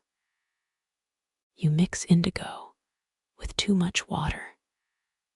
The paper wrinkles like grandmother skin.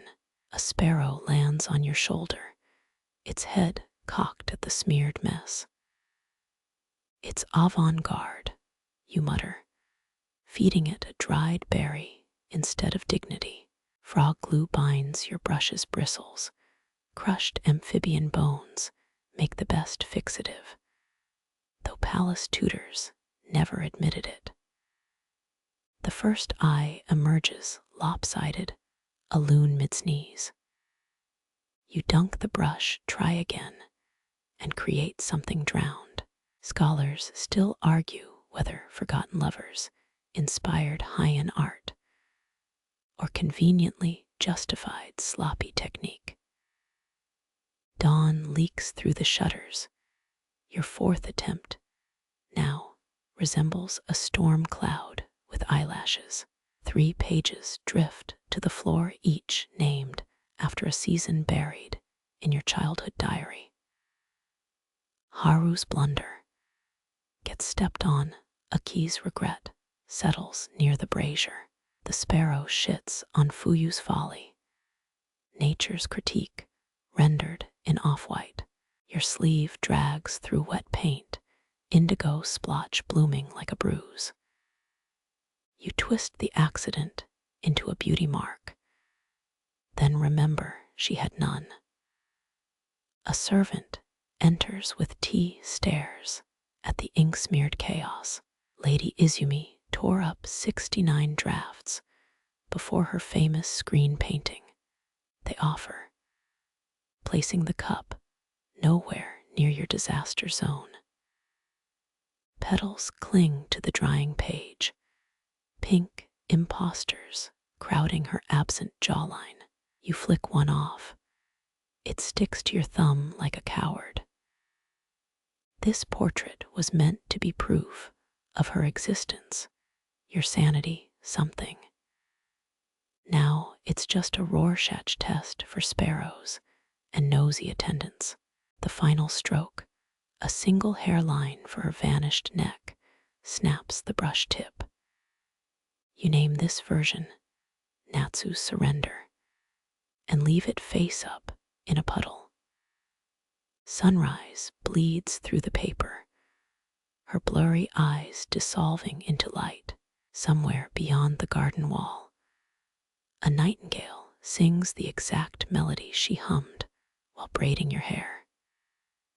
You drink cold tea, pretending it's coincidence.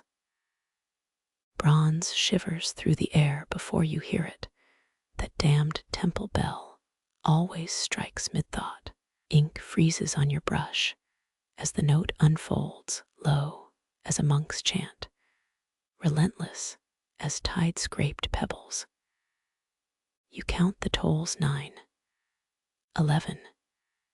Historians still argue whether temple bells marked strict hours or just rang whenever the acolyte got hungry. Your unfinished verse swims under the vibrations, characters dissolving like salt on tongue. The paper's so blank now. Did you write anything at all? Candlelight wavers, wick drowning in its own wax.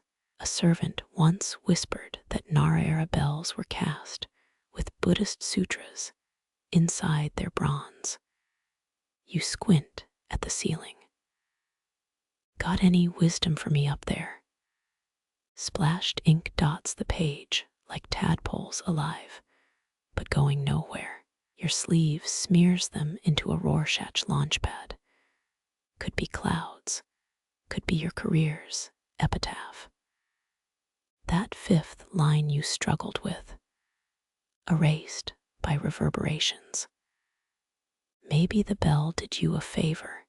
It rhymed like a drunk ox anyway. Petals drift through the open screen, pink invaders clinging to your drying brushes. You flick one at the brazier misses, lands on a ratty poetry anthology instead. Palace records claim the Heian nobility wrote 73% of their masterpieces after midnight. Sure, explains all the inkblot metaphors about death. Your stomach growls, 3 meals sacrificed to this cursed stanza. The bell's aftershock hums in your teeth. Or is that lack of lunch? You peel a dried plum from your notebooks, spine sweet, grit between molars. A fringe text insists temple bells caused miscarriages. If heard while pregnant, you glance at your flat stomach. Not my problem tonight. Wind snuffs the candle. With a rude puff, moonlight takes over. Shadows stretch your abandoned poem into nonsense shapes. Elongated characters mocking your effort. Some bell makers allegedly added silver to the bronze mix. They say it makes the sound weep. You listen closer. Nope, still just sounds like failure with good acoustics. Dawn's first birdsong pierces the haze. A wagtail's sharp tweet-tweet. Your brush hand trembles, maybe from fatigue, maybe from that third cup of oversteeped tea. The half-finished page stares back, as judgmental as your old calligraphy tutor. You consider blaming the bell. You consider burning the evidence. Instead, you fold the blankish paper into a lopsided crane. Wings bent from crease regrets. Muffled voices pass the courtyard, chamberlains discussing the never-repaired north wall. You toss your paper bird at them. It nosedives into a puddle ink bleeding into Rorschach wings. The bell tolls again. Or maybe it's just your pulse. Palace archives never mention this part. The crumpled drafts. The plum pit stuck between floorboards. The way cold wax feels like congealed silence. Candle flame licks the last dry patch of wick dyes with a sizzle pop. Your shoulders drop, not relief, not defeat. something older. Somewhere beyond the temple walls, a horse brays. You pocket the wrecked crane step into dew-soaked light. The bell's echo follows in your bones now, in the pebble stuck to your sandal, in the way your next breath tastes like empty. Moonlight turns the abandoned desk into a boneyard of metaphors, dew-pearl comparisons crumbling under their own weight. Your brush hovers, that damn line again. Tears like dawn's dew, third time tonight. You scribble over it, add lotus roots. Experts think Heian nobles ate actual lotus rhizomes to cure writer's block. Were they desperate or just hungry? The garden pool glints. A fat carp breaks the surface. Ripples mimic your inkstones' concentric rings. Nature's plagiarism. A petal lands on your draft, pink against bone white. You press it into the wet characters. Instant botanical metaphor. Court records show Empress Shoshi once wrote an entire poem using cherry blossoms as punctuation. Wonder if she cheated. Your sleeve snags the ink cake. It rolls toward the veranda edge. Heart stops. That's 3 months. Salary right there. You lunge, elbow smashing a mosquito into tomorrow. 5 petals drift into the void where the ink cake almost fell. Now that's a metaphor. Fringe scrolls claim poets swallowed powdered pearls to brighten their verses. You lick ink off your thumb. Close enough. Wind flips your draft, reveals the dew-pearl line bleeding through fresh paper. Cheeks burn. Might as well carve it on your tombstone. You scrape the page with a fingernail bits of fiber curl like wood shavings. Historians still argue whether lotus roots symbolized longevity or just gave scribes something to rhyme with boat. A frog plops into the pond. Splash echoes off the covered walkway. Your brush mimics the sound. Blotch, blotch, blotch. Ink creeps toward last month's wine. Stain they merge into a Rorschach continent. Palace seamstresses used to stitch rejected poems into robe linings. You pluck a thread from your sleeve. Still legible. Still awful. Dawn's first light glazes the courtyard, and there it is. The recycled metaphor taunting you through thin paper. You add a lotus seed pod, then another. Soon the page's edge looks vegetal. One text insists Heian inkstones contained pulverized meteorites. You tap yours. Any cosmic wisdom in there? 3 night herons glide past, wing beats out of sync. Your brush follows their rhythm. Words lurch into something new. Or old, hard to tell. A servant coughs, you freeze. They shuffle by with a breakfast tray. Steam carries miso-scented judgment. Official histories never mention the 37 drafts Lady Murasaki burned before Genji. You torch a rejected sheet. Ash flakes mingle with falling petals, poetry's dirty snowfall. The surviving draft clings to the desk, a dew-pearl line, half buried under lotus roots. You carve a cicada into the margin. Its empty eyes mirror yours. Records claim nobles released cicadas during poetry contests to invoke summer's brevity. One lands on your inkstone. Brevity's overrated. Sunlight hits the pond. 6, 7, 8 reflected glares. Your brush dries mid-stroke, a congealed comma. Breakfast congee congeals too, maybe it's a sign. You eat it cold, lumpy reminders of deadlines. The recycled line winks from the page. Fine, keep it, own it. Add a postscript, as predictable as spring rain, as necessary. Your sandal crunches something. That damned ink cake survived the fall. You pocket it, emergency metaphor reserve. The lotus-choked poem flaps in the breeze. Not good. Not terrible. Historians will call it derivative. Future students will dissect it. Maybe laugh, maybe sigh. A sparrow steals your discarded petal metaphor, flies west toward better writers. The camelliol lamp gutters, its flame nibbling at scandal. You lean closer, wicks crackle like gossiping aunties. Lady Ai's third husband.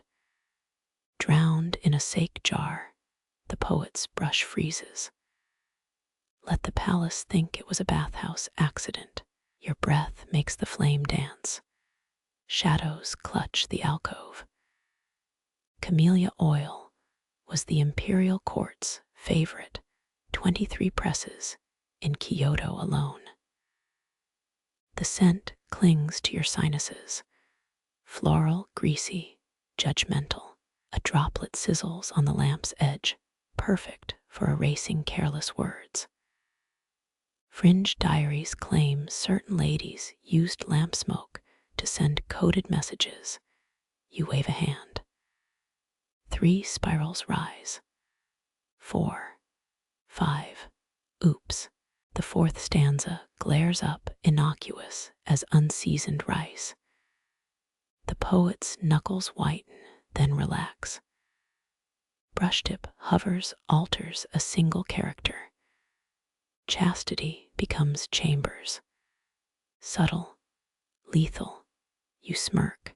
Historians still argue whether Fujiwara no Michinaga's 7th wife died mid-affair or mid-haiku. Wax pools around the lamp's base, a translucent moat. Your sleeve trails through it, instant regret. Court fashions favored oil-resistant silks after the great ink spill of 1021. Too bad yours is 3 decades late. A moth dives into the flame, brief spark. Acrid puff, poetic justice. You scribble, ephemeral in the margin. Cliché, delete it with a thumb smear.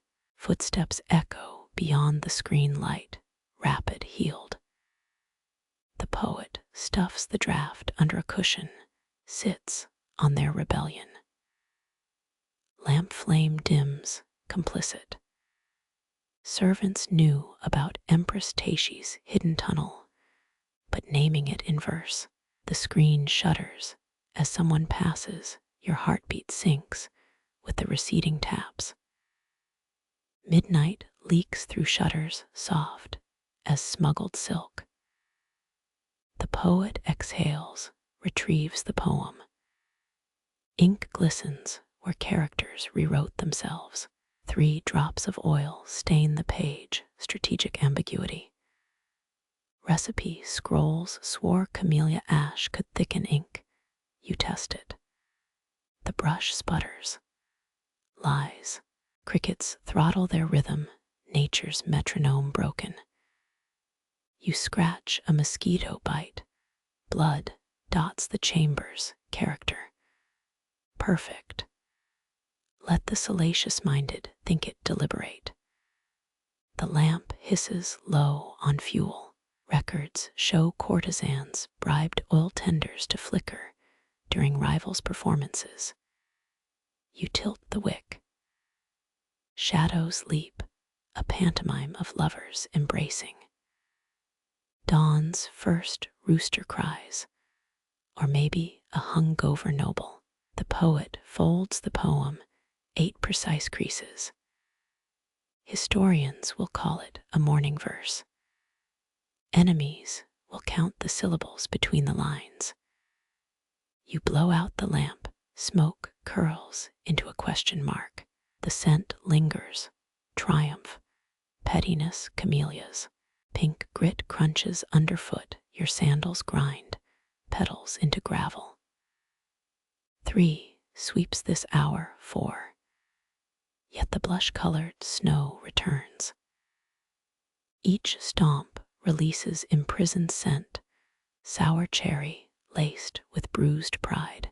The poet's seal hovers, a carved jade tortoise. Slams down. Paper splits like overripe fruit. Shards of verse litter the alcove.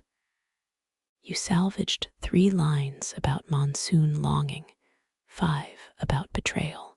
Heian law required stamped poems for official grievances. Ironic. Since the Council of Nobles banned love complaints after the Great Peach Blossom scandal. A torn scrap sticks to your soul, loyal as a scorned lover. Pearlescent ink costs a month's rice stipend. Records claim they mixed crushed dragonfly wings with silver ore. Your sleeve mops up a droplet, threads shimmer accusingly. The broom handle splinters in your grip, 5th one tonight. Historians still argue whether stamped poems declared ownership or marked texts for burning. You sweep harder. Petals ricochet off the poet's ankles, tiny pink insults. A frog plops into the nearby pond, ripples erase the moon's reflection. Your sandal strap snaps, purple-dyed leather unraveling like the poet's composure. Servants used fallen petals to stuff mattresses. Written vows tucked inside for luck. You kick the broom. It skids beneath a maple, another future kindling. Night air thickens, damp canvas pressing skin. The seal rolls under the veranda. You're not crawling after it. Vermillion ink pots were reserved for imperial decrees. So why does the poet's collar bear that telltale stain? Moths kamikaze into your lamp. Wings leave powdery smudges on chambers. And shame. Distant footsteps, too rhythmic for drunk courtiers.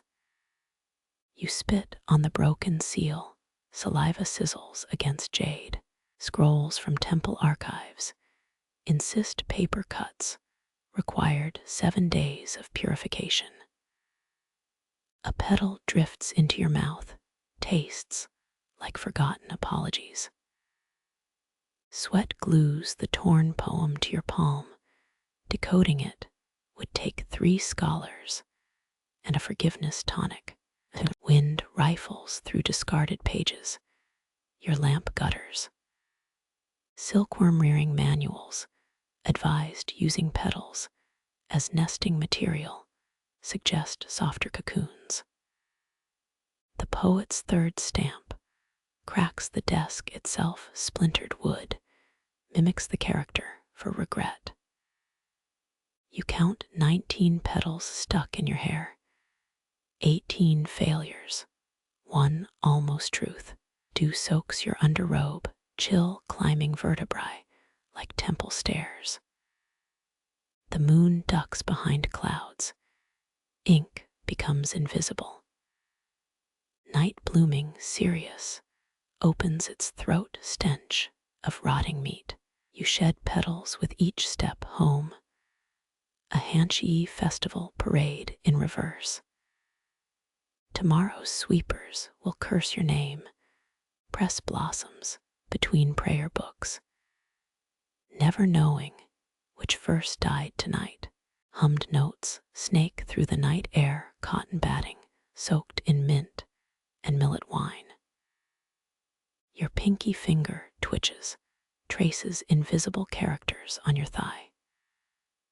The poet's brush hesitates mid-stroke, shifts from dagger-sharp angles to loops last seen in beginners' copybooks. Heian nursemaids often sang working-class melodies forbidden in court. Yet here's Lady Keidru's voice, resurrected through ink. A syllable catches in your throat, forgotten, then remembered, like river-polished stones.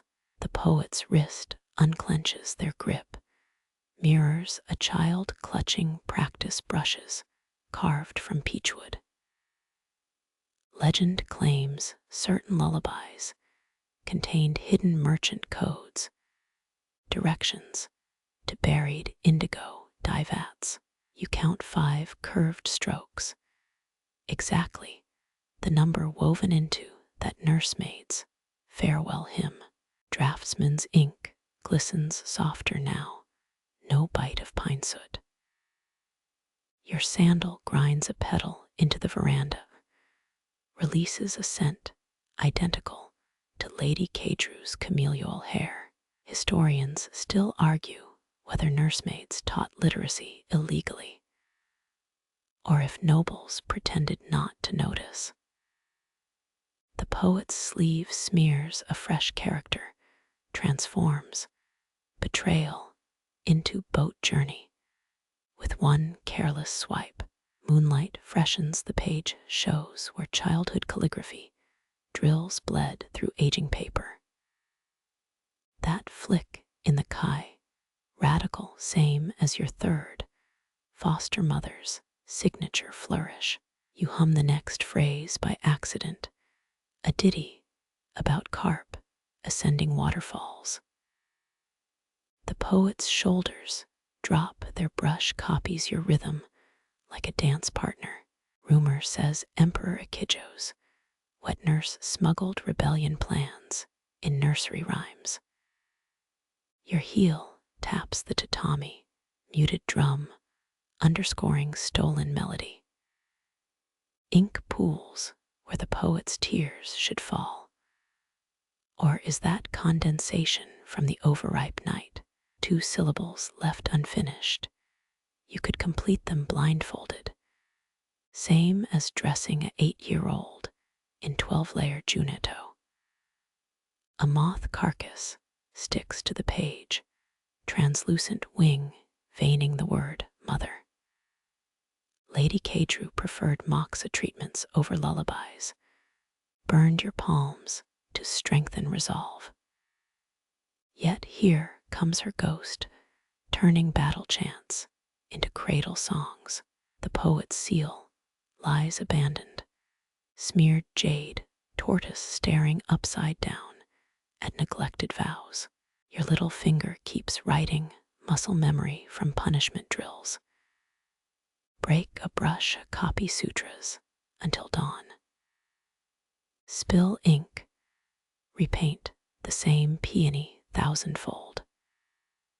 The poet's latest curve mirrors your covert strokes, a shared rebellion neither acknowledges.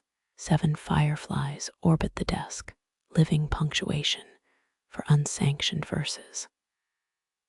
Gravel shifts outside, you instinctively muffle the hum. Nursemaids were swapped every 3 years to prevent attachment.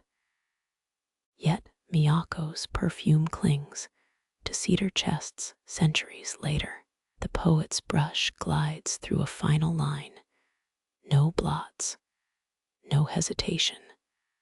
A perfect mirror of your 8th summer. Wind riffles unfinished letters. Carries a strand of song toward the eastern wall. You tongue the gap where Lady Keidru slapped out a baby tooth.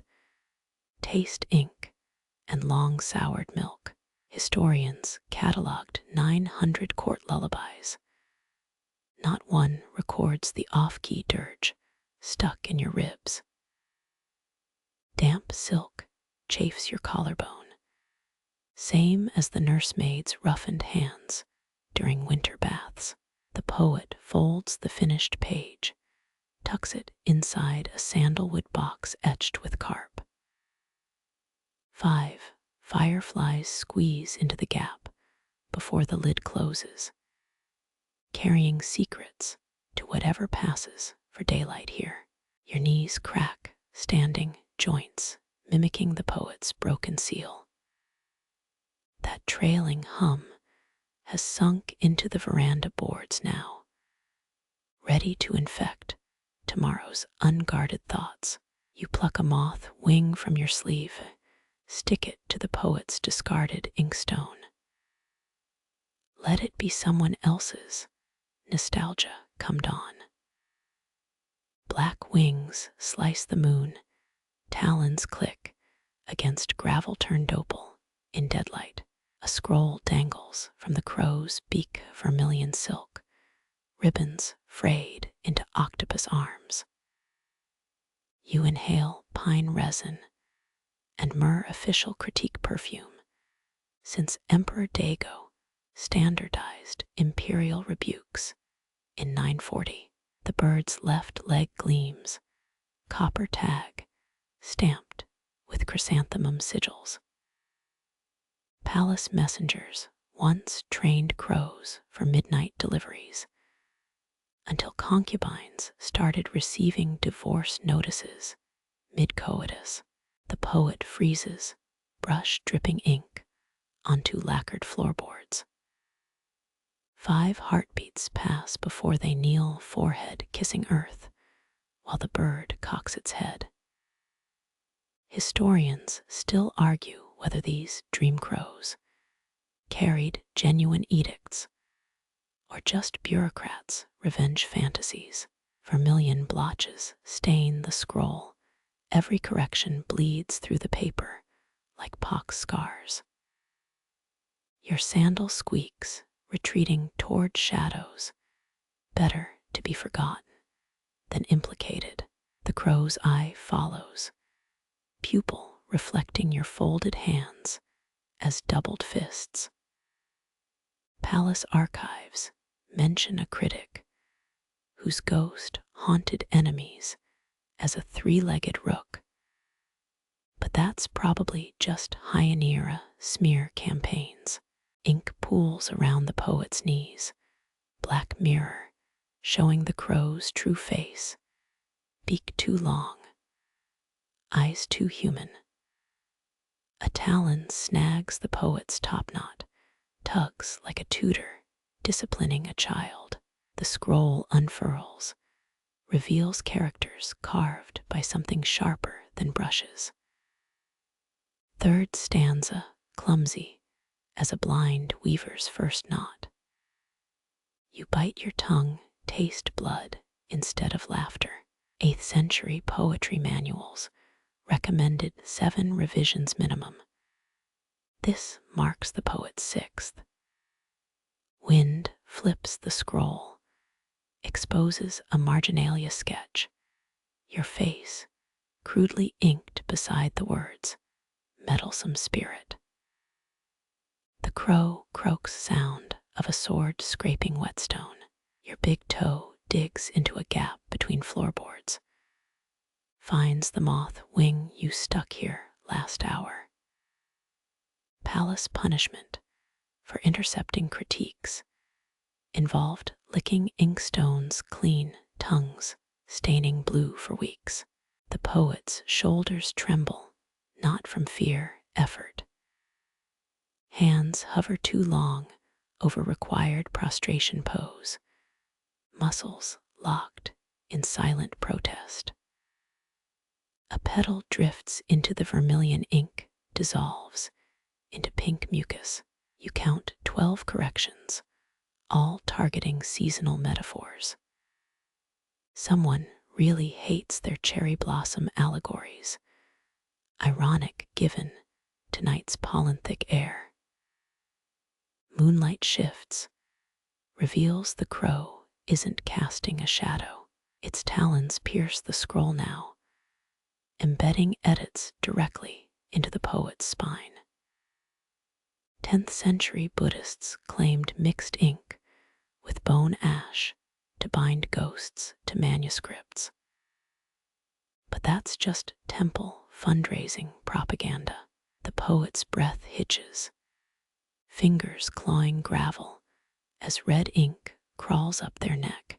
3 fireflies kamikaze into the critique scroll, brief green flares against condemnation. Your heel grinds the moth wing into dust, feels fitting. Someone once tried smuggling love letters via messenger crows. Birds kept pecking out the adjectives. The poet convulses. A single character bursts from their lips, hangs in the air like rotten fruit.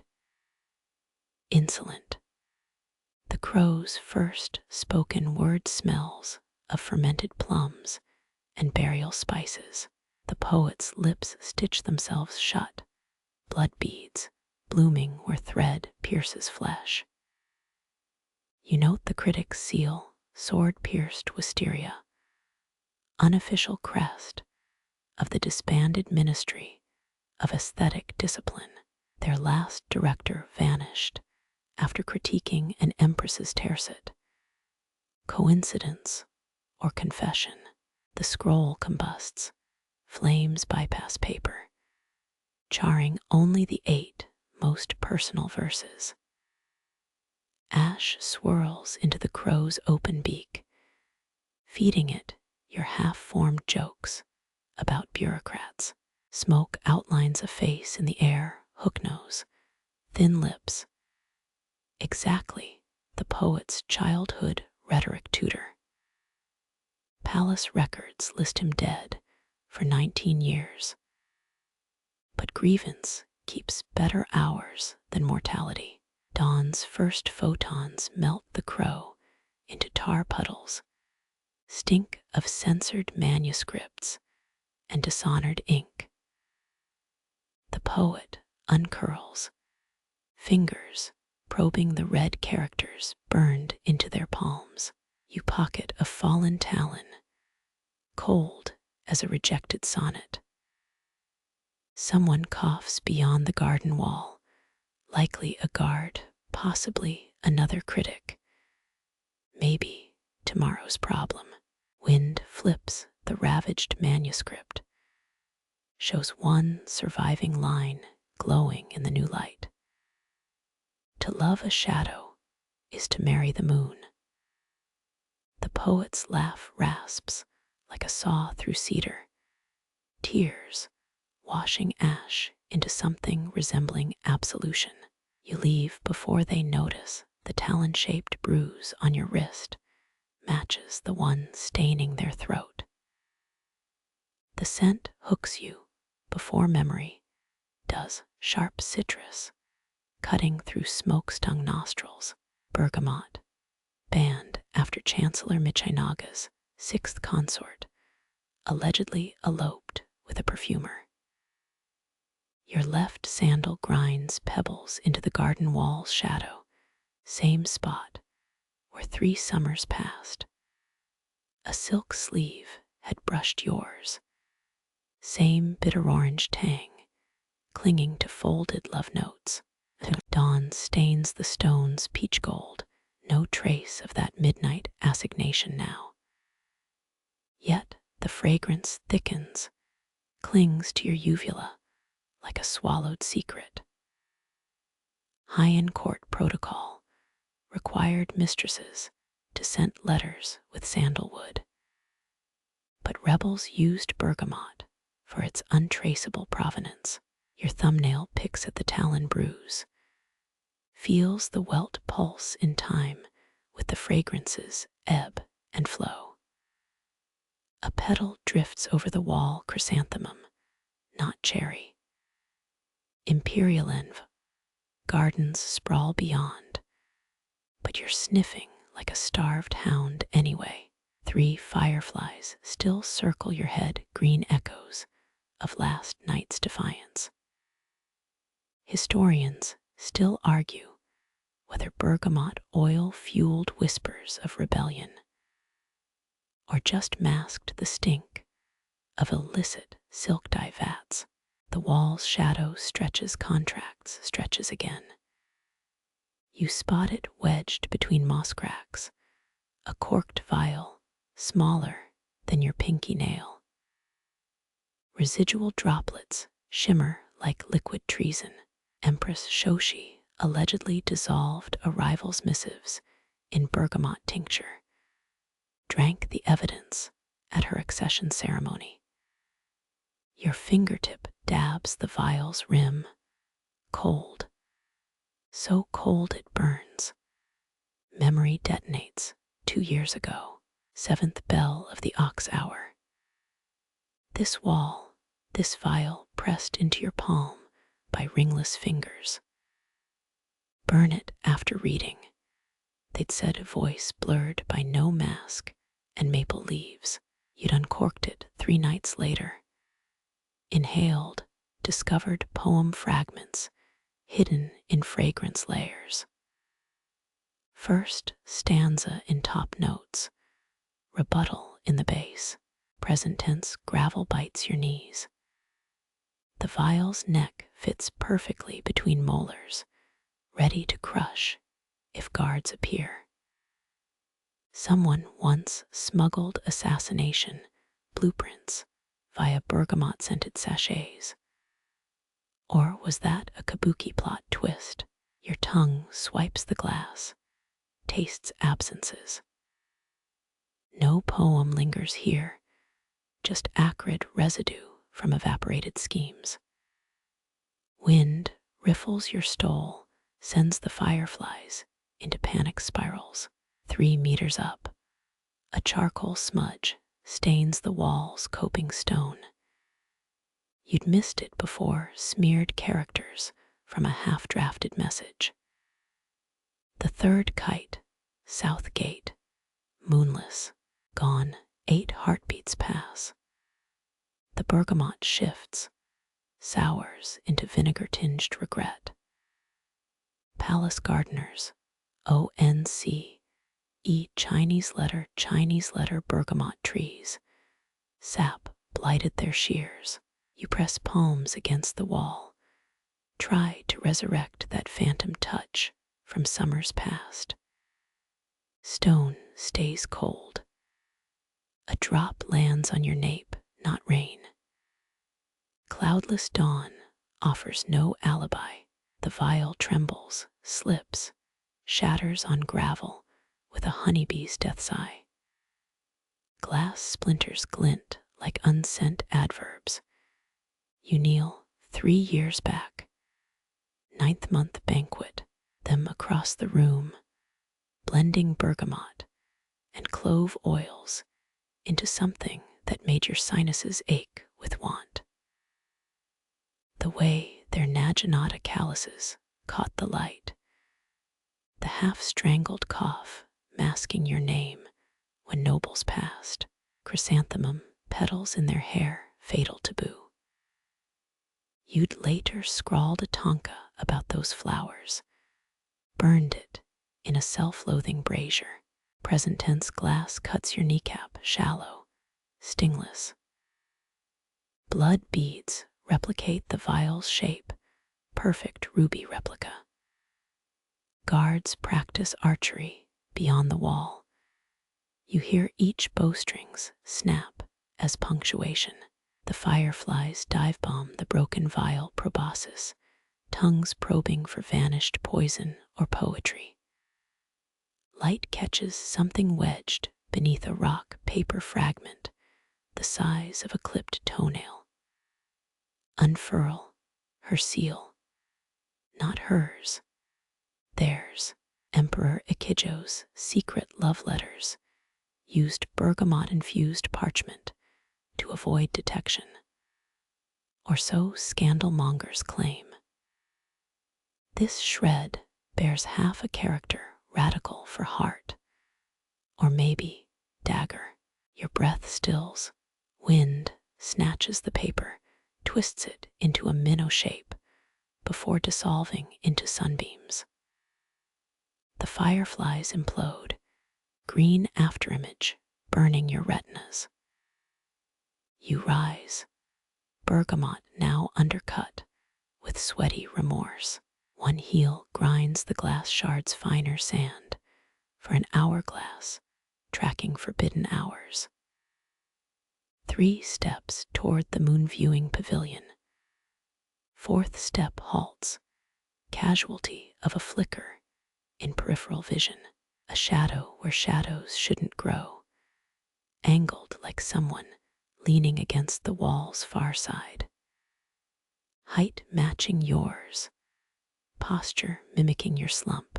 You spit bergamot-tinged saliva. Watch it arc over the wall.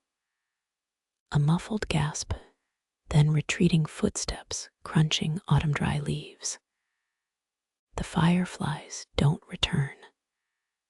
Sunlight pries apart your clenched fist, reveals a glass shard reflecting 2 faces, yours and a smudged specter where their cheekbone should be. You pocket the mirror. Let bergamot ghosts cling to your lungs. Find an inkstone later. Write until your wrist bone screams. Let the bruise speak louder than the fragrance. But here now, you inhale defiance one last time. Hold it until consciousness blurs. Maybe the next vial won't shatter. Maybe the next shadow will answer. A finch's trill shatters the ritual. You turn, bergamot dissipating into midday's mushroom breath. Only one truth remains, the pen's tip, piercing tomorrow's parchment, too deep, spilling today's unsalted wounds across ruled lines. Your fingers fumble with the silk strip names swimming beneath ink like carp under ice. That cracked willow branch overhead mocks your efforts. Same one lightning split during Emperor Akijo's disastrous falconry banquet. Historians still argue whether the storm was heavenly punishment or just bad luck with humidity. You loop the knot thrice, once for each lover who forgot your face by dawn. 12th century aristocrats wrote prayers on mulberry paper, but your scraps are repurposed sleeve linings. One bears their name in your clumsiest characters, bloated strokes, betraying 3 cups of oversteeped tea. Wind bellows, tugs the ribbon taut. A crow lands on the broken limb, cocks its head at your offerings. Commoners nailed wooden prayer plaques to temple gates. But you've heard whispers of otter devotions. A concubine once tied her dead parakeet to the sacred ume tree, claimed its rotting feathers healed the emperor's gout.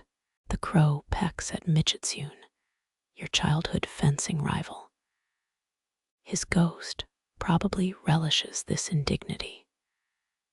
Silk frays as you tighten the knot, fingers remembering his 9th birthday duel. He'd nicked your earlobe with a blunted tonto. You'd gifted him pickled plum storax, resin for the wound. 3 petals land on Yasuhira, your wet nurse's grandson, who sang frogs to sleep. The strip flutters, catches on a splintered branch. Court scholars insist prayer ribbons strengthened political alliances, but your wrists remember tying them to lovers' bedposts. Crushed wisteria blooms stain the silk, hue matching the bruise they left below your collarbone. Something snaps. Half the ribbon whips free, trails through air like a headless snake. You lunge, knee hitting buried root. 8th century gardeners planted willows near ponds to appease water spirits, broke their shovels if roots struck bone. Gravel bites your palm as the silk escapes names scattering into sunlight. AI vanishes into hydrangea bushes. Kiyomori snags on a fisherman's discarded net. The crow shrieks, takes flight with Toshiko clutched in its talons. You spit a willow bud from your mouth, bitterness lingering, like unanswered letters. The remaining ribbon trembles, holds only Masako now, your half-sister who drowned in a teacup of vows. A curl of birch bark clings to the characters, imperfect scroll for imperfect truths. Nobility used prayer strips to communicate with exiled spirits. But you've never decided whether Masako counts as dead. Wind dies. The ribbon sags. Masako grazing your forehead like a moth's wing. You inhale peat smoke from distant temple kitchens. Exhale a childhood rhyme about lost hairpins. 3 fireflies emerge, different from last night's trio. Or maybe reborn. They orbit the broken branch, turn silk into a luminous cocoon. Your thumbnail scratches the willow's trunk, sap beads milky white. 8th month dew seeps through your trousers, chill reaching the inkstone bruise on your left hip. The crow returns drops Toshiko into mud. Characters bleed, reunite with the earth that bore their namesake. You press palms together. No prayer comes. Only the willows creak, the fireflies hum, Masako's name dissolving into your sweat. When guards eventually find this ribbon, let them debate whether it's heresy or homework. The last knot gives way, silk slithering down the trunk like serpentine regret. You pocket the scrap labeled "You," sting of hidden ink lingering beneath your thumbnail. Dawn's first cicada drills into the silence, a war cry for all things unbound. Walk away now. Don't count the lost names. Let the willow's scars outnumber yours. The folded page resists sharp creases threatening to split Hirohira's final metaphor. You press harder, thumbnail whitening against mulberry fibers. 10th century nobles buried poetry with the dead as soul boats, never meant to be read by mortal eyes. This verse curls inward, a paper larva sharp with unshed words. Rain taps the locket's hinge, jade warming to your pulse. Someone in the next pavilion crunches pickled ginger, sound magnified in the damp air. Rain-soaked ink blooms through the page, a Rorschach blot of ruined intentions. You imagine future scholars dissecting these stains, debating whether the smudge represents a plum branch or a noose. 3 fireflies orbit your wrist, failures at playing constellations. Their glow exposes the poem's guilty secret, repetition of moon 13 times. Courtesans used crushed firefly abdomens as blush, but you prefer embarrassment, au naturel. The locket snaps shut, a miniature tomb sealing your literary corpse. Damp silk clings to your knees, tattooing chrysanthemum patterns on skin. Historians still argue whether Heian farewell poems were spirit, a L, Chinese letter, Chinese letter, Chinese letter, Chinese letter, or just literary flexes.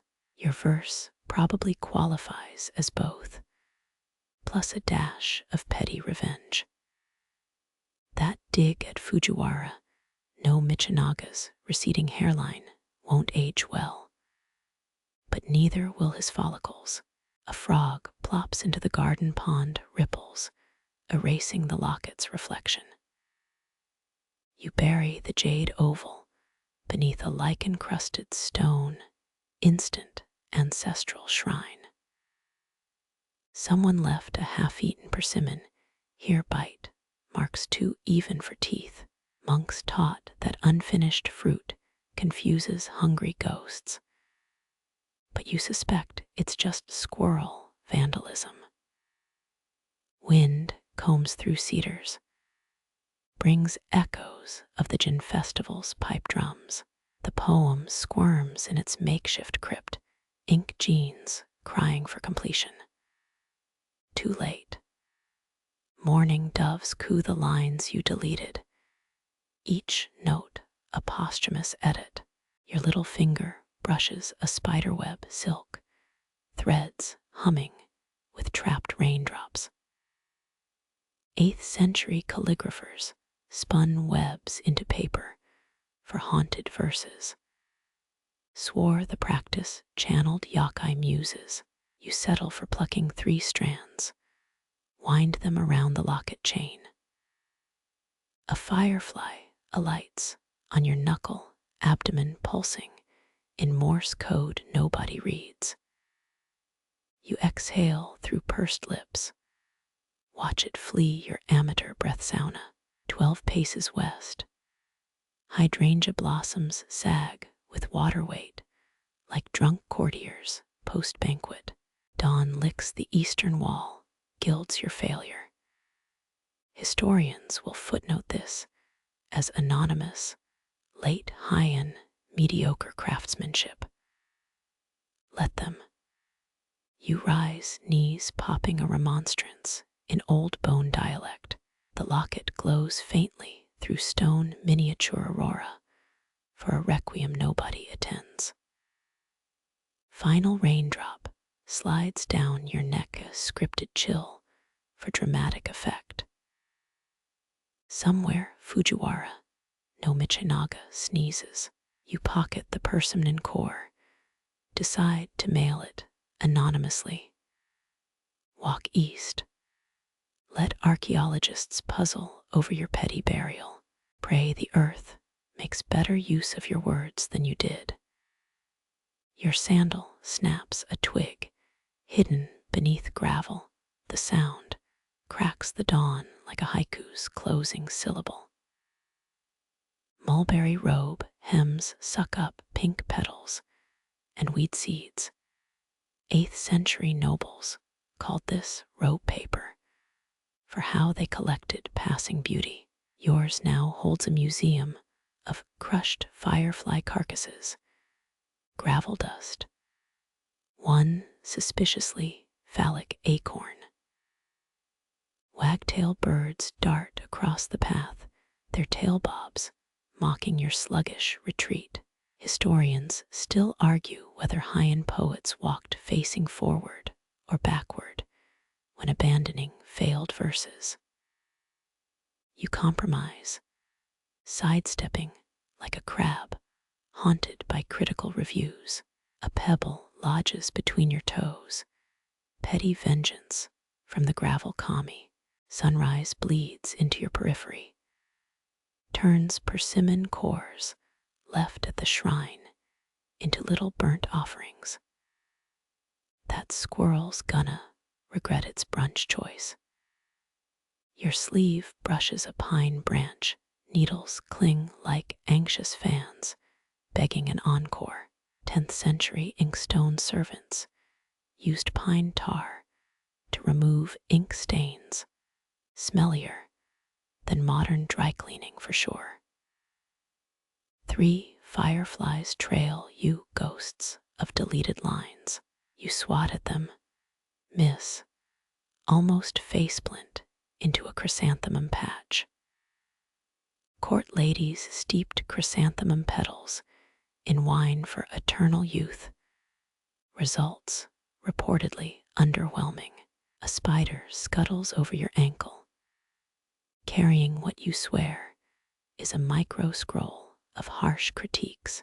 Your shadow stretches unnaturally long legs like black stilts sinking into the earth. Some Edo period scholars believed elongated shadows trapped departing souls. Bad news for your existential vibe. You pause like a dewdrop from a maple leaf. Regret it instantly. Moss flavors better during moon viewing parties, trust. Wind riffles through your stolen hairpin's tassels. Each sway whispers, plagiarist, in high court dialect. The jade locket's heartbeat fades behind you, buried, but still vibrating with unmetaphored resentment. A frog croaks from the pond. Same cadence as Fujiwara no Michinaga's infamous sneeze. Coincidence?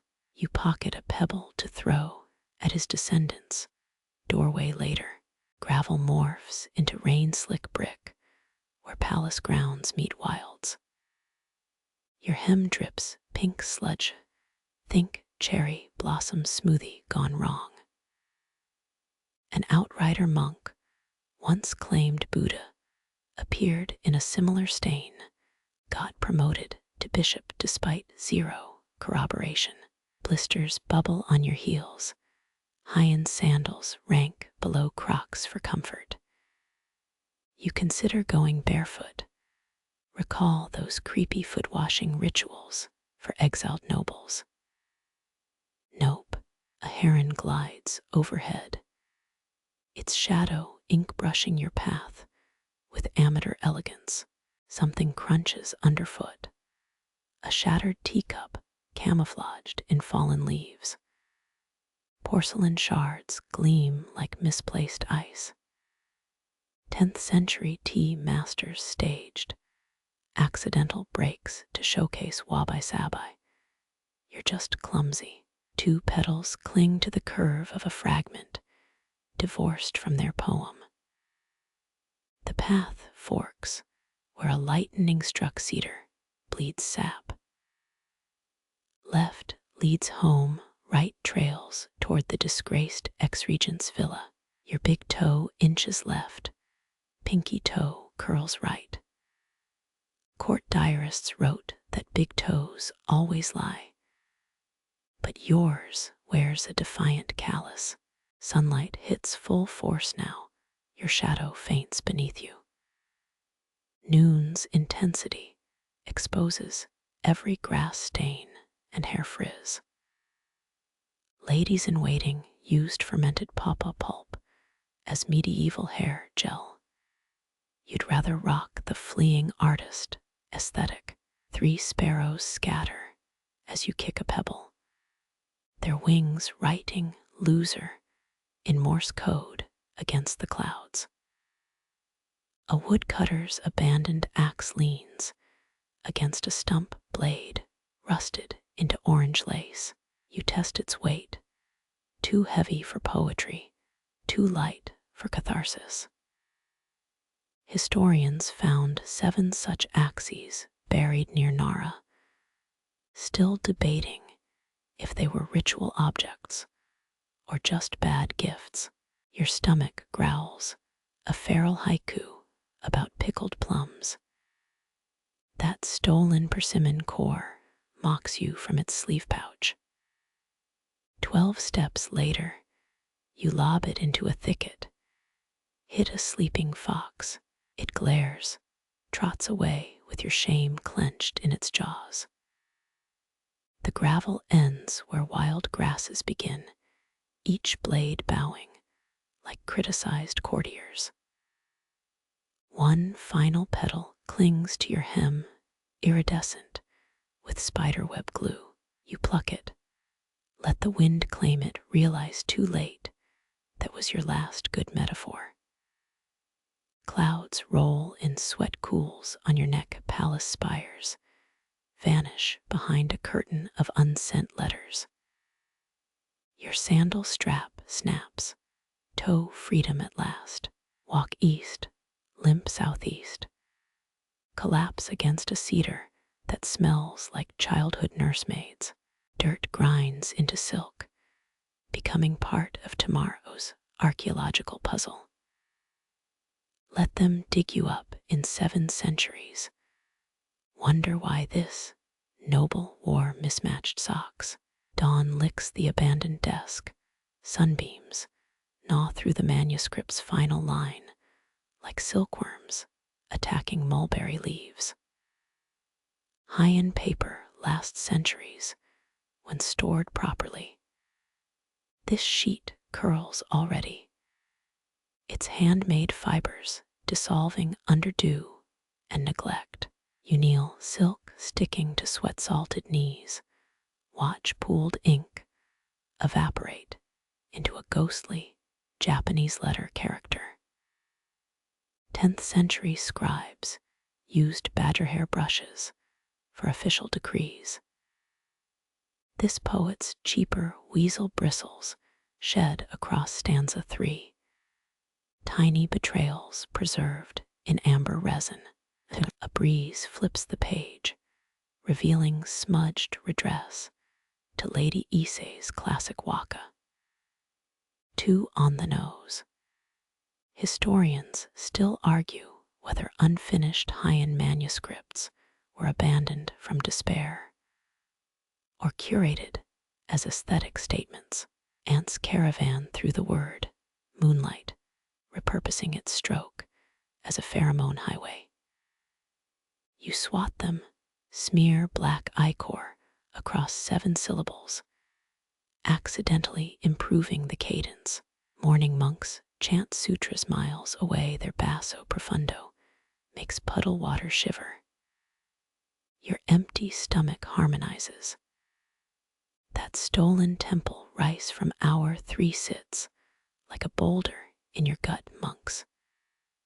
Revenge via undercooked grains. 3 sparrows alight on the desk of peck at dried ink. 1 excretes on the title Avian Critique, accepted. Fading stars mirror unread words, both dissolving into blue void. You pocket a petal, pressed beneath the inkstone, red camellia meaning noble death in flower language. Too melodramatic for dawn's clinical light. A bee zigzags through the garden, its buzz syncs with your tinnitus. 7th century physicians treated ear ringing with moxibustion. You'd rather risk deafness. Sunlight hits the poet's seat, empty now save for a sweat stain shaped like honshu. Someone will find this, maybe a dew collector, a lovelorn guard, that nosy calligrapher who owes you 15 coppers. They'll debate your spiral into the margin, mistake coffee stains for avant-garde punctuation. Let them, your sandal soles, cling to gravel each step, peeling away a layer of last night's futility. 8th century nobles burned failed poems to purify their studios. Ashes supposedly attracted muse fireflies. You glance back, no spectral glow, just a spider claiming the inkstone as its new domain. The path home weaves past a stone, Buddha his smile, sharpened by lichen. 10th century nuns hid radical poetry in hollow statues, scrolls discovered during WWII renovations. Your fingers brush his mossy palm.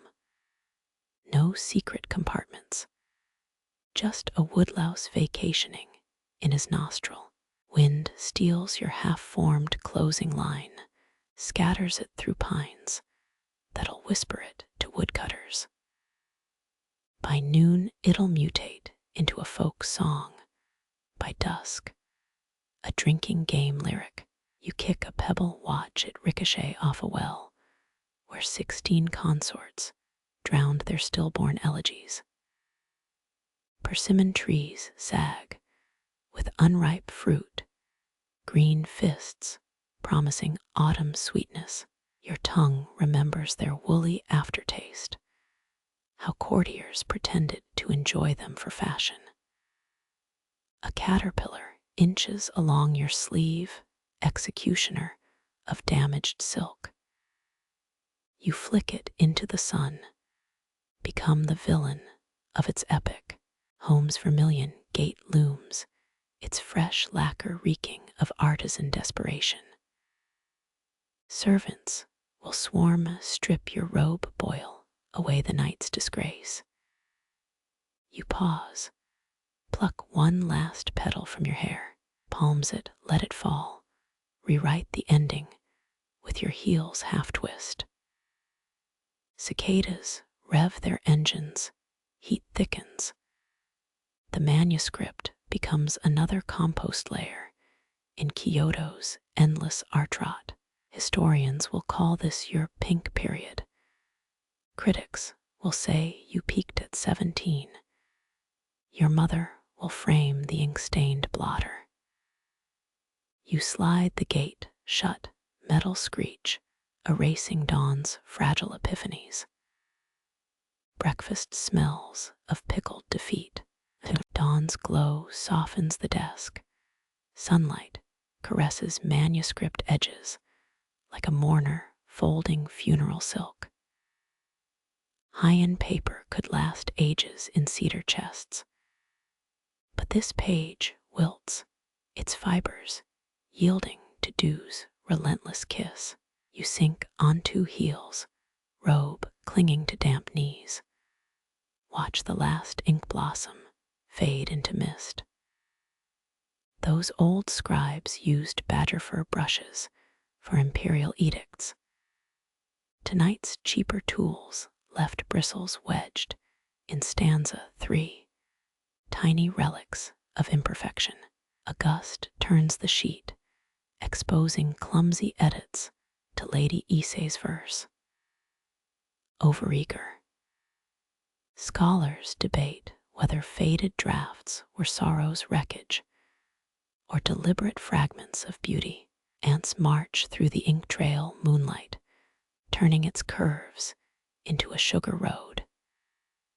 You brush them aside, smudge darkness into a smoother rhythm, an accidental improvement. Distant temple chants hum through puddles, their vibrations rippling like fish beneath ice. Your belly echoes the drone. That pilfered monastery rice sits heavy, karma served cold and undercooked. Sparrows hop onto the desk, pecking at dried ink stains. One gifts the title page, a white critique, nature's editorial mark. Stars dissolve as morning bleaches the sky, unwritten words evaporating with them. You tuck a camellia petal beneath your sleeve, its crimson meaning dignified end in floral code. Sunlight strips the romance away. A bee drifts near, buzz harmonizing with your ear's faint ring. Ancient healers used smoke cures for such noises. You prefer the hum's company. The poet's stool sits vacant, its sweat shadow hinting at Honshu's coastline. Another will discover this. Perhaps the dawn watch guard, the ink seller you still owe coins. They'll dissect your margin scribbles, confuse tea spills for artistic rebellion. Let them unravel the mystery. Gravel crunches underfoot each step, scrubbing away night's struggle. Old nobles burned botched verses to summon inspiration's glow. You glance back, no fireflies, just a spider spinning silk over the inkstone. The stone Buddha's grin hides under moss, a relic itself. Centuries ago, nuns tucked rebel poems inside his chest, found when war demanded melted statues. Your touch finds only damp stone, a pill-bug resting in his carved ear. Wind plucks your last half-line, carries it toward woodcutters already humming tomorrow's ballads. By dusk it'll be a tavern tune, slurred under sake breaths. You nudge a pebble, watch it tumble into the well where unborn poems sleep. Persimmons dangle like green lanterns bitter now, but autumn's alchemy awaits. Your mouth recalls their fuzzy tang, how courtiers forced smiles through puckered lips. A silkworm grazes your sleeve, undoing night's labor. You relocate it gently, become a side note in its mulberry tale. Home's gate blushes crimson, reeking of lacquer and hurried hands. Servants await with steaming tubs, eager to wash away poetic stains. You linger, pluck a petal from tangled hair, let it spiral down, rewrite farewell with a slow pivot. Cicadas stir, their drone muffling Kyoto's perpetual cycle of creation and rot. Academics will label this your blush phase. Gossips will mock your peak at 17. Your mother will treasure the ink-smeared draft. The gate whispers shut, iron sigh burying dawn's fragile truths. Breakfast steams, gentle, ordinary, carrying no meaning heavier than rice.